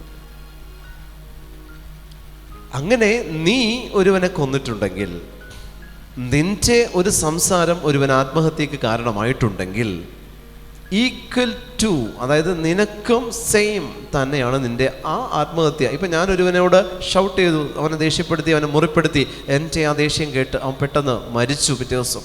അന്ന് നിന്റെ മരണം പൂർത്തിയായി. നീ ജീവിച്ചിരിക്കുന്നെങ്കിലും നിന്റെ മരണം അന്ന് തീർന്നു, നിന്റെ ആത്മാവിൻ്റെ അവസ്ഥ. കാരണം ഒന്നിനെ കൊന്നാൽ, നീ ഇപ്പോൾ ഒരാളെ കുത്തിക്കൊന്നു, അല്ലെ നീ തല്ലിക്കൊന്നു, നീ വെടിവെച്ചു കൊന്നു, എങ്ങനെയാണെങ്കിലും ഒരുവനെ നീ കൊന്നിട്ടുണ്ടെങ്കിൽ നിന്റെ ഉള്ളിൽ വസിക്കുന്ന ദൈവത്തെ കൊണ്ടാണ് ആ പ്രവൃത്തി നീ ചെയ്യിപ്പിക്കുന്നത്. നീ ഒരുവനെ നന്മ ചെയ്തു, അവനെ നീ പരിപോഷിപ്പിച്ചു, അവനെ നീ ഹെൽപ്പ് ചെയ്തു, അവൻ ആപത്തിൽ നീ സഹായമായി, അവൻ്റെ ആവശ്യത്തിന് നീ പങ്കാളിയായപ്പോൾ നിന്റെ ഉള്ളിൽ വസിക്കുന്ന ദൈവമാണ് അത് അവന് ചെയ്തു കൊടുക്കുന്നത്. അവിടെ നിന്റെ ദൈവം സൃഷ്ടികർമ്മത്തിൽ എന്നതുപോലെ നിന്നിലിരുന്ന് പ്രവർത്തിക്കുകയാണ്. ഇതാണ് ആത്മാക്കളെ നേടുന്ന പ്രവൃത്തി. Hallelujah, hallelujah. ഇതാണ് ആത്മാക്കളെ നേടുന്ന പ്രവൃത്തി. അതേ നിന്റെ ഉള്ളിലിരുന്ന് നിന്റെ ദൈവത്തിന് ചെയ്യാൻ പറ്റും. ആത്മാവിനെ നശിപ്പിക്കുന്ന പ്രവൃത്തി, നിന്റെ ദേഷ്യം, നിന്റെ കോപം, നിന്റെ വാശി, നിന്റെ മാത്സര്യം, ഇതെല്ലാം നിന്റെ ഉള്ളിലുള്ള ദൈവത്തെ കൊണ്ട് നീ ചെയ്യിപ്പിക്കുമ്പോൾ ആത്മാവിനെ നശിപ്പിക്കാനും നിനക്ക് പറ്റും. അപ്പോൾ ഈ ആത്മാവിനെ നശിപ്പിച്ച വ്യക്തിക്ക് പിന്നെ എങ്ങനെയാ പ്രിയപ്പെട്ടവരെ സ്വന്തം ആത്മരക്ഷയ്ക്ക് വേണ്ടി പ്രാർത്ഥിക്കാൻ പറ്റുന്നത്? എൻ്റെ നാവ് മറ്റൊരുവൻ്റെ ആത്മാവിനെ ബുദ്ധിമുട്ടിച്ചിട്ടുണ്ടെങ്കിൽ, എൻ്റെ കോപം മറ്റൊരാൾക്ക് സങ്കടത്തിന്, നിരാശയ്ക്ക് കാരണമായിട്ടുണ്ടെങ്കിൽ, സ്വന്തം ആത്മരക്ഷയ്ക്ക് വേണ്ടിയിട്ട് ആ വ്യക്തി എങ്ങനെ പ്രാർത്ഥിക്കും? നടക്കില്ല. ഉള്ളിൽ വസിക്കുന്നവനെ കൊണ്ടാണ് നീ ഓരോ പാപവും ചെയ്യിക്കുന്നതും. നീ പ്രാർത്ഥിക്കുമ്പോഴും ഉള്ളിൽ വസിക്കുന്നവനെ കൊണ്ടാണ് നീ പ്രാർത്ഥിപ്പിക്കുന്നത്. നിന്റെ ഉള്ളിൽ വസിക്കുന്നവനാണ് പ്രാർത്ഥനയ്ക്ക് പ്രേരണ തരുന്നത്. അപ്പോൾ ആ പ്രാർത്ഥനയിലാണ് നീ നിന്റെ ഇന്റൻഷൻ കയറ്റിവെക്കുന്നത്, നിയോഗം. ഉള്ളിൽ വസിക്കുന്നവൻ എന്ത് നിയോഗം? ഉള്ളിൽ അവൻ വസിക്കുന്നത് തന്നെയാണ് നമ്മുടെ നിയോഗം. ആ നിയോഗത്തിനെ തച്ചുടയ്ക്കാൻ നീ നിന്റെ നിയോഗം ഉള്ളിൽ വസിക്കുന്നവന്റെ ശിരസിലെടുത്ത് വെക്കുക. അപ്പോ അവൻ നിന്നിൽ നിന്ന് ജപമാലയിലൂടെ മറ്റ് പ്രാർത്ഥനാ രീതികളിലൂടെ അവൻ നിന്നിൽ നിന്ന് പ്രാർത്ഥിപ്പിക്കുമ്പോൾ നീ ആ പ്രാർത്ഥനയുടെ അഭിഷേകത്തെ കെടുത്താൻ നിന്റെ നിയോഗം ആ പ്രാർത്ഥനയ്ക്ക് മുകളിൽ നീ കൊണ്ടുവന്ന് വെക്കുമ്പോൾ അവന് കിട്ടേണ്ട ഫ്യൂവല്, അവന് കിട്ടേണ്ട എനർജി നിർവീര്യമായി പോവുക. ആരാധന ഉള്ളിൽ വസിക്കുന്നവനെ ആരാധിക്കാൻ അനുവദിക്കുന്നില്ല, അവൻ ആരാധന കിട്ടുന്നുമില്ല. ഹല്ലേലൂയ. അപ്പോ നീ ഓരോ ഘട്ടത്തിലും നിന്നെ തന്നെ നിർജീവാവസ്ഥയിലേക്ക് നീ നിന്നെ കൊണ്ടുപോവുക. നിങ്ങള് ഇവിടെ ദൈവത്തിന് നിങ്ങളിൽ എങ്ങനെ പ്രവർത്തിക്കാൻ പറ്റും? പരിശുദ്ധാത്മാവ് വരട്ടെ എന്ന് പറഞ്ഞാൽ ഇങ്ങനെ വിളിച്ചാൽ വരുന്നതല്ല പരിശുദ്ധാത്മാവ്. നീ അതിനുവേണ്ടി അധ്വാനിക്കണം. നിന്റെ ശരീരത്തെ, നിന്റെ ആത്മാവിനെ, നിന്റെ ജീവിതത്തെ ദൈവം ആഗ്രഹിക്കുന്ന തലത്തിലേക്ക് നീ മാറ്റണം. അതിനെ വിളിക്കുന്ന പേരല്ലേ പരിശുദ്ധാത്മാഭിഷേകം. നിന്റെ ഉള്ളിലുള്ള പിതാവ് പുത്രന് ആവശ്യമായിട്ടുള്ള എനർജി നിന്നിൽ നിന്ന് പുറപ്പെടുന്നെങ്കിൽ അതിന് കവറിംഗ് ആയിട്ട് നീ കൊടുത്തിരിക്കുന്ന പാപത്തിൻ്റെ വലയം ഭേദിച്ച് അത് പുറത്തു വരണം. ഞാൻ നേരത്തെ പറഞ്ഞതിലേക്ക് തന്നെ പോവാം. എൻ്റെ ശരീരം മരിച്ചു കിടക്കുന്ന എൻ്റെ ബോഡിയിൽ നിന്ന് പ്രാണൻ എവിടെ നിന്ന് വന്നുവോ അങ്ങോട്ട് തിരിച്ചു പോവുക. നിന്റെ പെർമിഷൻ ഇല്ല. നിന്റെ ശരീരത്തിൽ നിന്റെ അനുവാദം ചോദിക്കുന്നില്ല. നിന്റെ ശരീരത്തോട് പെർമിഷൻ ചോദിക്കുന്നില്ല. നിന്നോട് പെർമിഷൻ എടുക്കുന്നില്ല. നിന്റെ ശരീരത്തെ റെന്റിനെടുത്ത് കർത്താവായ ദൈവം ആ ശരീരത്തിൽ അവൻ വസിച്ചു. കാലം പൂർത്തിയായപ്പോൾ ഈ റെന്റിനെടുത്ത ശരീരം എവിടെ നിന്നെടുത്തു? മണ്ണിൽ നിന്ന് എടുത്തു. തലമുറയിൽ നിന്ന് മണ്ണിൽ നിന്ന് എടുത്തു. ഉൽപ്പത്തിയിൽ നിന്ന് മണ്ണിൽ നിന്ന് എടുത്തു. അപ്പൊ നിന്റെ ശരീരം ഉൽപ്പത്തിയോട് ചേരുകയാണ് നിന്റെ മരണം. ഹല്ലേലൂയ. നിന്റെ നശ്വര ശരീരം ഉൽപ്പത്തിയോട് ചേരുകയാണ്. അതായത് നമുക്ക് നമ്മുടെ ഛായയിലും സാദൃശ്യത്തിലും മനുഷ്യനെ സൃഷ്ടിക്കാം, രൂപം കൊടുക്കാം. അപ്പോൾ ആ പ്രാണൻ തിരിച്ചെടുക്കപ്പെട്ടപ്പോൾ വീണ്ടും നീ ഉൽപ്പത്തിയോട് ചേർന്നു. അതായത് മണ്ണോട് ചേർന്നു നിന്റെ ശരീരം. പ്രാണനില്ല, പ്രാണൻ പോയി. അവിടെ സൃഷ്ടികർമ്മത്തിൻ്റെ ആദ്യത്തെ ഘട്ടത്തിലേക്ക് നീ മണ്ണോട് ചേർന്നു. എവിടെ നിന്ന് ഫോം ചെയ്തു വന്നുവോ അങ്ങോട്ട് നീ തിരിച്ചു ചെന്നു. ആ മണ്ണോട് നീ ചേർന്നു. ആത്മാവ് തിരിച്ച് ദൈവസമക്ഷം പോയി. ഈ ആത്മാവ് തിരിച്ച് ദൈവസമക്ഷം എത്തിക്കഴിഞ്ഞപ്പോൾ ഈ മണ്ണോട് ചേർന്നത് മണ്ണിൽ നിന്നെ തിന്നാൻ ദൈവം നിയോഗിച്ച പുഴുക്കള് നിന്നെ തീർത്തു. അപ്പോഴും നിന്റെ പേഴ്സണാലിറ്റി എന്ന് പറയുന്ന നിന്റെ അസ്ഥികൾ അതങ്ങനെ തന്നെ നിൽക്കും. ഹല്ലേലൂയ, ഹല്ലേലൂയ, ഹല്ലേലൂയ, ഹല്ലേലൂയ, ഹല്ലേലൂയ, ഹല്ലേലൂയ. അതങ്ങനെ തന്നെ നിൽക്കും, മാറില്ല.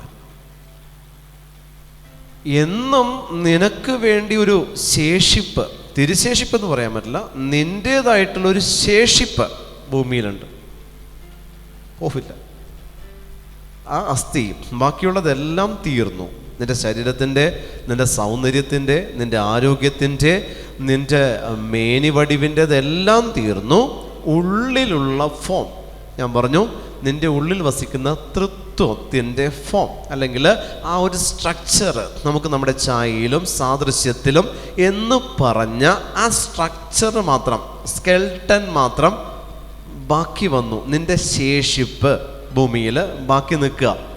മണ്ണിൽ നിന്ന് ചേർത്ത നിന്റെ ഈ സ്കിന്ന്, മസിൽസ് കംപ്ലീറ്റ് മണ്ണിൽ തീർന്നപ്പോഴും ബാക്കി വന്നു. ദൈവത്തിൻ്റെ സൃഷ്ടികർമ്മത്തിൻ്റെ ബാക്കി വന്നു. നമുക്ക് നമ്മുടെ ഛായയിലും സാദൃശ്യത്തിലും എന്ന് പറയുന്ന നിന്റെ സ്കെൽട്ടൻ ബാക്കിയുണ്ട്, പോയിട്ടില്ല. Hallelujah, hallelujah. കൈയും കാലും ഒക്കെ ഒടിയല്, നടു ഒടിയല്, അസ്ഥികൾക്ക് വരുന്ന എന്താ പറയുക, അസ്ഥികൾ വേർപെട്ട് പോകുന്ന അവസ്ഥ, ഇതൊക്കെ നിങ്ങൾ ശ്രദ്ധിക്കുക. അങ്ങനെയൊക്കെ ഒന്നും വരാൻ ശരീരത്തിന് അവസരം ഉണ്ടാവരുത്. നമ്മൾ പറയാം അത് ആക്സിഡൻറ്റ് പറ്റിയതാ, വീണതാ, കാല് തന്നെയതാ ഒക്കെ പറയാൻ പറ്റും. പക്ഷേ അങ്ങനെയൊക്കെ വരണമെങ്കിൽ അതിന് പുറകിലൊരു കാരണം ഉണ്ടാവും. ഹല്ലേലൂയ. അത് നമുക്ക് അടുത്ത ക്ലാസ്സിൽ കേൾക്കാം. ഹല്ലേലൂയ, ഹല്ലേലൂയ, ഹല്ലേലൂയ. അങ്ങനെ ഒന്നും വരാൻ പാടില്ല.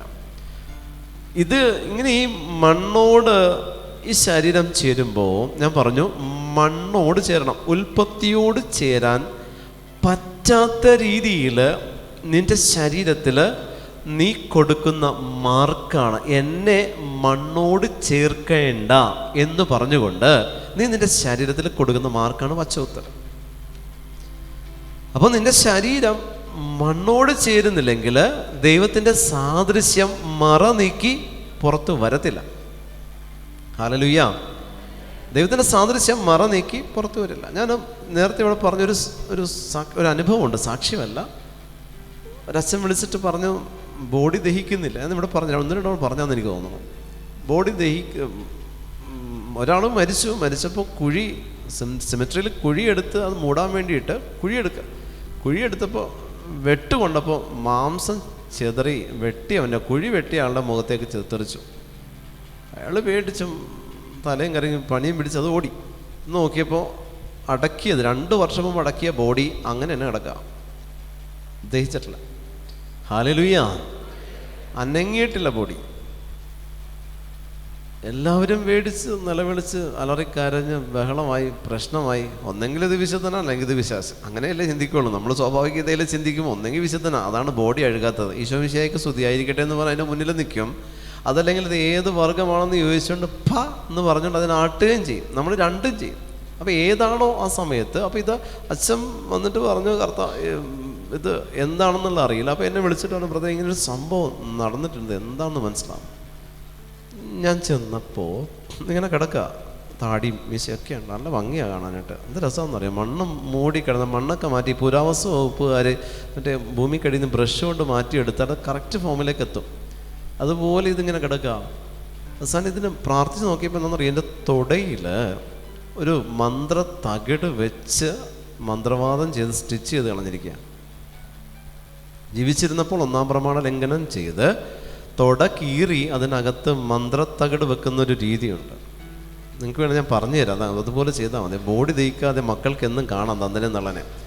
ഹല്ലേലൂയ, ഹല്ലേലൂയ, ഹല്ലേലൂയ, ഹല്ലേലൂയ. അത് കയറ്റി വെച്ചിട്ട് അത് വെച്ച് മന്ത്രവാദം ചെയ്തിരിക്കുക. കൂടോത്രം മറ്റുള്ളവർ ചെയ്യുന്ന ഒന്ന് ഏൽക്കാതിരിക്കാൻ ആരോ പറഞ്ഞിട്ട് ക്രിസ്ത്യാനി പോയി ചെയ്തിരിക്കുക. അച്ഛനോട് പറഞ്ഞു, അച്ഛൻ തുടയിലൊരു സാധനം ഇരിപ്പുണ്ട്, എടുക്കാൻ പറഞ്ഞു. അച്ഛൻ ഡോക്ടറിനെ വിളിക്കും. ഞാൻ പറഞ്ഞത് എന്താണ്, അനസ്തേഷ്യ കൊടുക്കാനായിട്ട് ഇത് പേഷ്യൻ്റൊന്നുമല്ല. എടുത്തപ്പോൾ സാധനമുണ്ട്. പ്രിയപ്പെട്ട ദൈവജനം, ഇത് അതിനുശേഷം വീണ്ടും മൂടി. ആലോചിച്ച് നോക്കിയേ നിങ്ങൾ, നിങ്ങളുടെ ശരീരം വിലപ്പെട്ടതാണ്. നിങ്ങളുടെ ശരീരം പാപം ചെയ്യാനായിട്ടുള്ള സാത്താൻ്റെ ആവരണമല്ല, തൃത്വം വസിക്കുന്ന കൂടാരമാണ്. അതിനെ നിങ്ങൾ സാത്താന് വേണ്ടിയിട്ട് നിങ്ങൾ വിട്ടുകൊടുത്താ. അതുകൊണ്ടാണ് പറഞ്ഞത് പച്ച കുത്തല്ലേ മക്കളെ. വലിയ അപകട. പറഞ്ഞ മനസ്സിലാവില്ല പിള്ളേർക്കത്. പച്ച കുത്തരുത്, പച്ചയും ചുമപ്പവും കുത്തരുത്, ഒന്നും കുത്തരുത്. എല്ലാം പ്രശ്നമാണ്. കാരണം ഇപ്പോൾ പുരികത്തേലൊക്കെ എന്നാലൊക്കെ കാണിക്കാം ഫിക്സഡായിട്ട്. ചുണ്ടയിലൊക്കെ ചെയ്തിട്ട് വന്നിട്ടുണ്ട് ഈ വർഗ്ഗങ്ങൾ, ഈ ഇരിക്കുന്ന ഗ്യാപ്പ്. അപ്പോൾ അതൊക്കെ ചെയ്യുന്നുണ്ട്.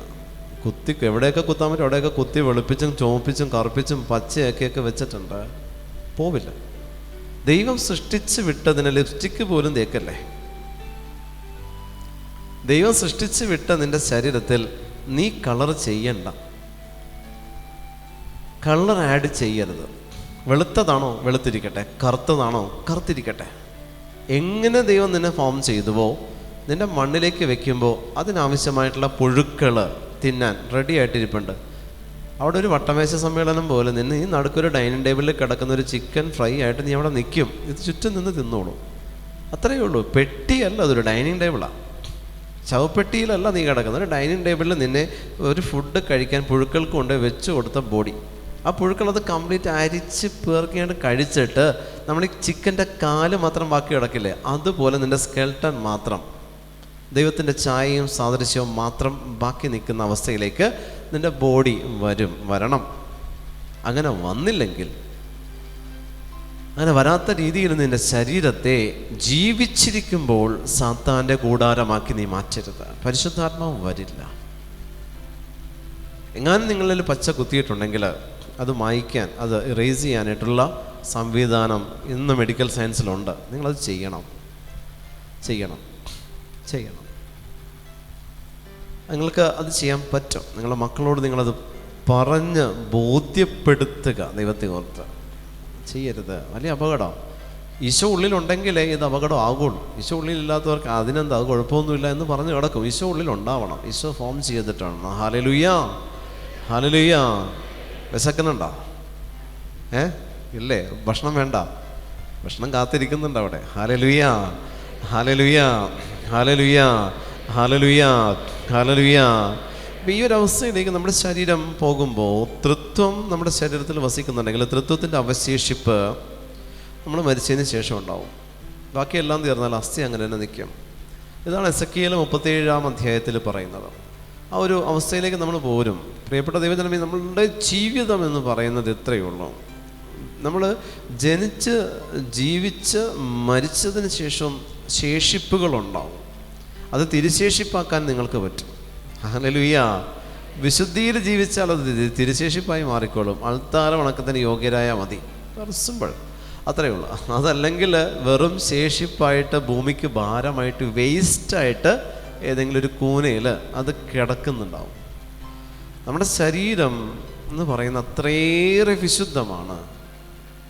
നാളെ തൊട്ട് ജിമ്മിൽ പോകാനല്ല ഞാനിത് പറയുന്നത്. പക്ഷേ നാളെ തൊട്ട് നിങ്ങൾ പ്രാർത്ഥിച്ച് പ്രാർത്ഥിച്ച് പ്രാർത്ഥിച്ച് അഭിഷേകത്തിലേക്ക് കടന്നു വന്ന് ഇതിനെ വിശുദ്ധീകരിച്ച് ശരീരത്തിൽ നിന്ന് ഉള്ളിൽ വസിക്കുന്നവൻ്റെ ശക്തി പുറപ്പെടണം. നമ്മുടെ ശരീരത്തിൽ നിന്ന് ഉള്ളിൽ വസിക്കുന്നവൻ്റെ ശക്തി പുറപ്പെടണം. എക്സ്ട്രാ ഫിറ്റിങ്സ് ഒന്നും ആഡ് ചെയ്യണ്ട.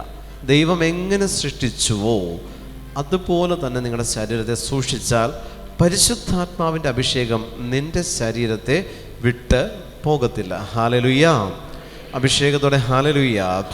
ഈ പരിശുദ്ധാത്മ അഭിഷേകം നിൻ്റെ ശരീരത്തിന് ലഭിച്ചു കഴിഞ്ഞാൽ ആ അഭിഷേകം നിൻ്റെ ഉള്ളിൽ നിന്ന് വന്ന അഭിഷേകം ഞാൻ പറഞ്ഞു കഴിഞ്ഞതാണ്.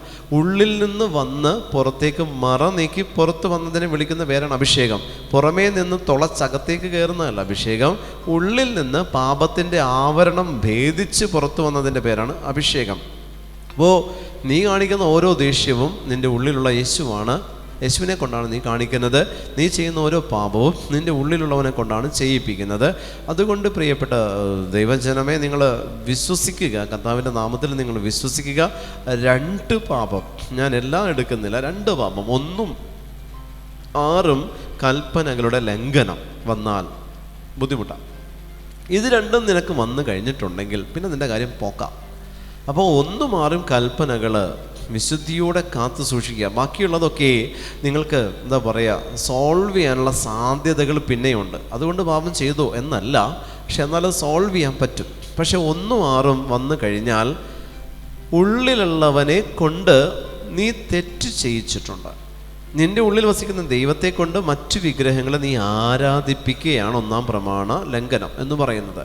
നിൻ്റെ ഉള്ളിൽ വസിക്കുന്നവനെ കൊണ്ട് പുറമേ കാണുന്ന ലോകത്തിൻ്റെ അരൂപിയെ ആരാധിക്കാൻ നിൻ്റെ ഉള്ളിലുള്ളവനെ അനുവദിക്കലാണ് 1-ാം പ്രമാണ ലംഘനം. തകിട്, ഏലസ്, മന്ത്രച്ചരടുകൾ, മറ്റ് പൂജകൾക്ക് പോകൽ, വഴിപാട് കഴിക്കൽ, മറ്റ് മോസ്കുകളിൽ പോകൽ, അമ്പലങ്ങളിൽ പോകൽ, അമ്പലങ്ങളുടെ ഉത്സവത്തിൽ പങ്കെടുക്കൽ, ഓണം ആഘോഷിക്കൽ, ഹലാൽ ഫുഡ് കഴിക്കൽ, യോഗ ചെയ്യുന്നത്, പ്രാണിക് ഹീലിംഗ് ചെയ്യുന്നത്, ഇങ്ങനെയുള്ള രീതികളെല്ലാം പ്രിയപ്പെട്ടവരെ 1-ാം പ്രമാണ ലംഘനമാണ്. നിൻ്റെ ഉള്ളിലുള്ളവനെ കൊണ്ട് മറ്റൊരുവനെ ആരാധിപ്പിക്കുക. യോഗ 1-ാം പ്രമാണ ലംഘനമാണ്, അറിയാമെന്ന് വിശ്വസിക്കുന്നു. യോഗ 1-ാം പ്രമാണ ലംഘനമാണ്. കാരണം അതിലുള്ള ഓരോ പോസ്റ്റേഴ്സും ഹൈന്ദവ വിശ്വാസ പ്രകാരമുള്ള പോസ്റ്റേഴ്സാണ് അതെല്ലാം. ഞാൻ യോഗ ടീച്ചറാണ്. അപ്പോൾ അതുകൊണ്ട് എനിക്കറിയാം. ഞാൻ കുറേ നാൾ യോഗ പഠിപ്പിച്ച് നടന്നു വെച്ചാൽ ഈശോനെ അറിയുന്നതിന് മുൻപ്.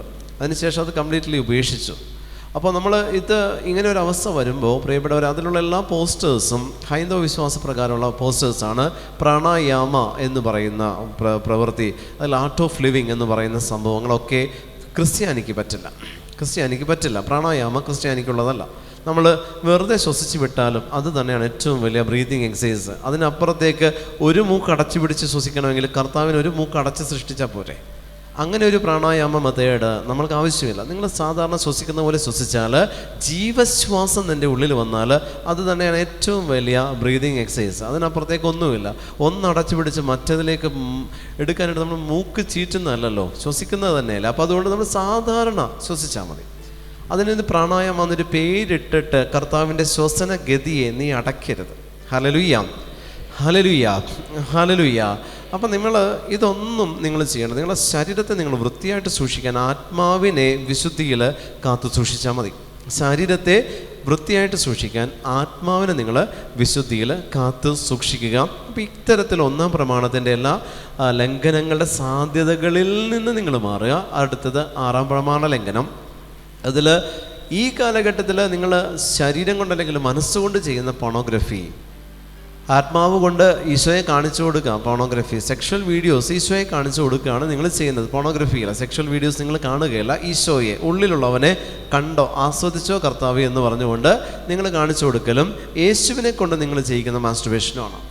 അതുകൊണ്ട് തന്നെ പോണോഗ്രഫിയിലും അതുപോലെ തന്നെ മാസ്റ്റുർബേഷൻ, വ്യഭിചാരം, ഫോണിക്കേഷൻ, ഇതെല്ലാം വ്യഭിചാരം 6-ാം കൽപ്പനയുമായിട്ട് ബന്ധപ്പെട്ട് ആസക്തിയോടെ നോക്കൽ, ആസക്തിയോടുകൂടെയുള്ള സംസാരങ്ങൾ, അശ്ലീല ചൊവ്വയുള്ള സംസാരങ്ങളൊക്കെ നീ ചെയ്യുമ്പോൾ നിന്നിൽ നിൽക്കുന്നതല്ല ഇതൊന്നും, നിൻ്റെ ശരീരത്തിൽ വസിക്കുന്ന തൃത്വത്തെ കൊണ്ട് നീ ചെയ്യിക്കലാണ്. അപ്പം അത് ഈ 2 പാപങ്ങൾ. ബാക്കിയുള്ളതെല്ലാം വെളിയില. അതിന് നമുക്ക് സോൾവ് ചെയ്യാൻ പറ്റും. പക്ഷേ ഇത് വന്നാൽ ഞാൻ പറഞ്ഞില്ലേ, സോൾവ് ചെയ്യാൻ പറ്റില്ല. ഒരു കോമ സ്റ്റേജ്, തളർന്ന് കിടക്കുന്ന അവസ്ഥ, പാരലൈസ്ഡ് ആവുന്ന അവസ്ഥ, അല്ലെങ്കിൽ കാലൊടിയൽ, കൈയൊടിയൽ, വ്യക്തിത്വം, പേഴ്സണാലിറ്റി നഷ്ടപ്പെടുന്ന അവസ്ഥകളൊക്കെ വരും. അസ്ഥികളിൽ എന്ന് പറയും സ്കോളിയോസിസ് പോലുള്ള അസ്വസ്ഥതകളൊക്കെ, ശരീരത്തിന് വരുന്ന ബുദ്ധിമുട്ടുകൾ, ഇതൊക്കെ നമ്മുടെ ശരീരത്തിലേക്ക് കടന്നു വരുമ്പോൾ അതെല്ലാം നമ്മൾ പ്രാർത്ഥന കൊണ്ട് ഇതിനെല്ലാം സോൾവ് ചെയ്യാൻ പറ്റും. പ്രിയപ്പെട്ടവരെ, ബന്ധനങ്ങളാണ്, അതൊക്കെ സോൾവ് ചെയ്യാൻ പറ്റും. നമുക്ക് സോൾവ് ചെയ്യാൻ പറ്റും. അതിനൊന്ന് മാരകമായിട്ട് നിങ്ങൾ കാണാതിരുന്നു, അതെല്ലാം സോൾവ് ചെയ്യാൻ പറ്റും. യേശുവിൻ്റെ നാമത്തിൽ പ്രാർത്ഥനയിൽ അതിന് വേണ്ടിയിട്ടുള്ള പരിത്യാഗ പ്രവൃത്തികൾ അനുദപിച്ച് പ്രാർത്ഥിക്കുമ്പോൾ ചില അസുഖങ്ങൾക്കെല്ലാം പ്രാർത്ഥനയാണ് ഏറ്റവും ബെസ്റ്റ് റെമഡി. അത് നമ്മൾ കൊടുത്തു കഴിഞ്ഞാൽ ചില രോഗങ്ങളൊക്കെ, എല്ലാമല്ല ഞാൻ പറയുന്നത്, ചിലതൊക്കെ നമുക്ക് സോൾവ് ചെയ്യാൻ പറ്റുന്നതേ ഉള്ളൂ. അതിനപ്പുറത്തേക്കൊന്നുമില്ല. അപ്പോൾ അതുകൊണ്ട് നിങ്ങൾ ശരീരത്തെ വിശ്വാസത്തോടെ വിശുദ്ധിയിൽ നിങ്ങൾ കാത്തു സൂക്ഷിക്കുക. ഹല്ലേലൂയ. എഴുന്നേറ്റ് നിന്നേ, എഴുന്നേറ്റ് ചാടി എഴുന്നേറ്റേ. കണ്ണുകൾ ഈശോയുടെ മുമ്പിൽ അടച്ച് ഒരിക്കൽ കൂടെ പരിശുദ്ധാത്മാവിൻ്റെ പുതിയൊരു അഭിഷേകത്തിന് വേണ്ടി നിങ്ങൾ പ്രാർത്ഥിച്ചേ. എൻ്റെ ഉള്ളിൽ വസിക്കുന്ന ആത്മാവേ എന്നിൽ നിറയണമേ. എൻ്റെ ഉള്ളിൽ വസിക്കുന്ന ആത്മാവേ എന്നിൽ നിറയണമേ. എൻ്റെ ഉള്ളിൽ വസിക്കുന്ന ആത്മാവേ എന്നിൽ നിറയണമേ.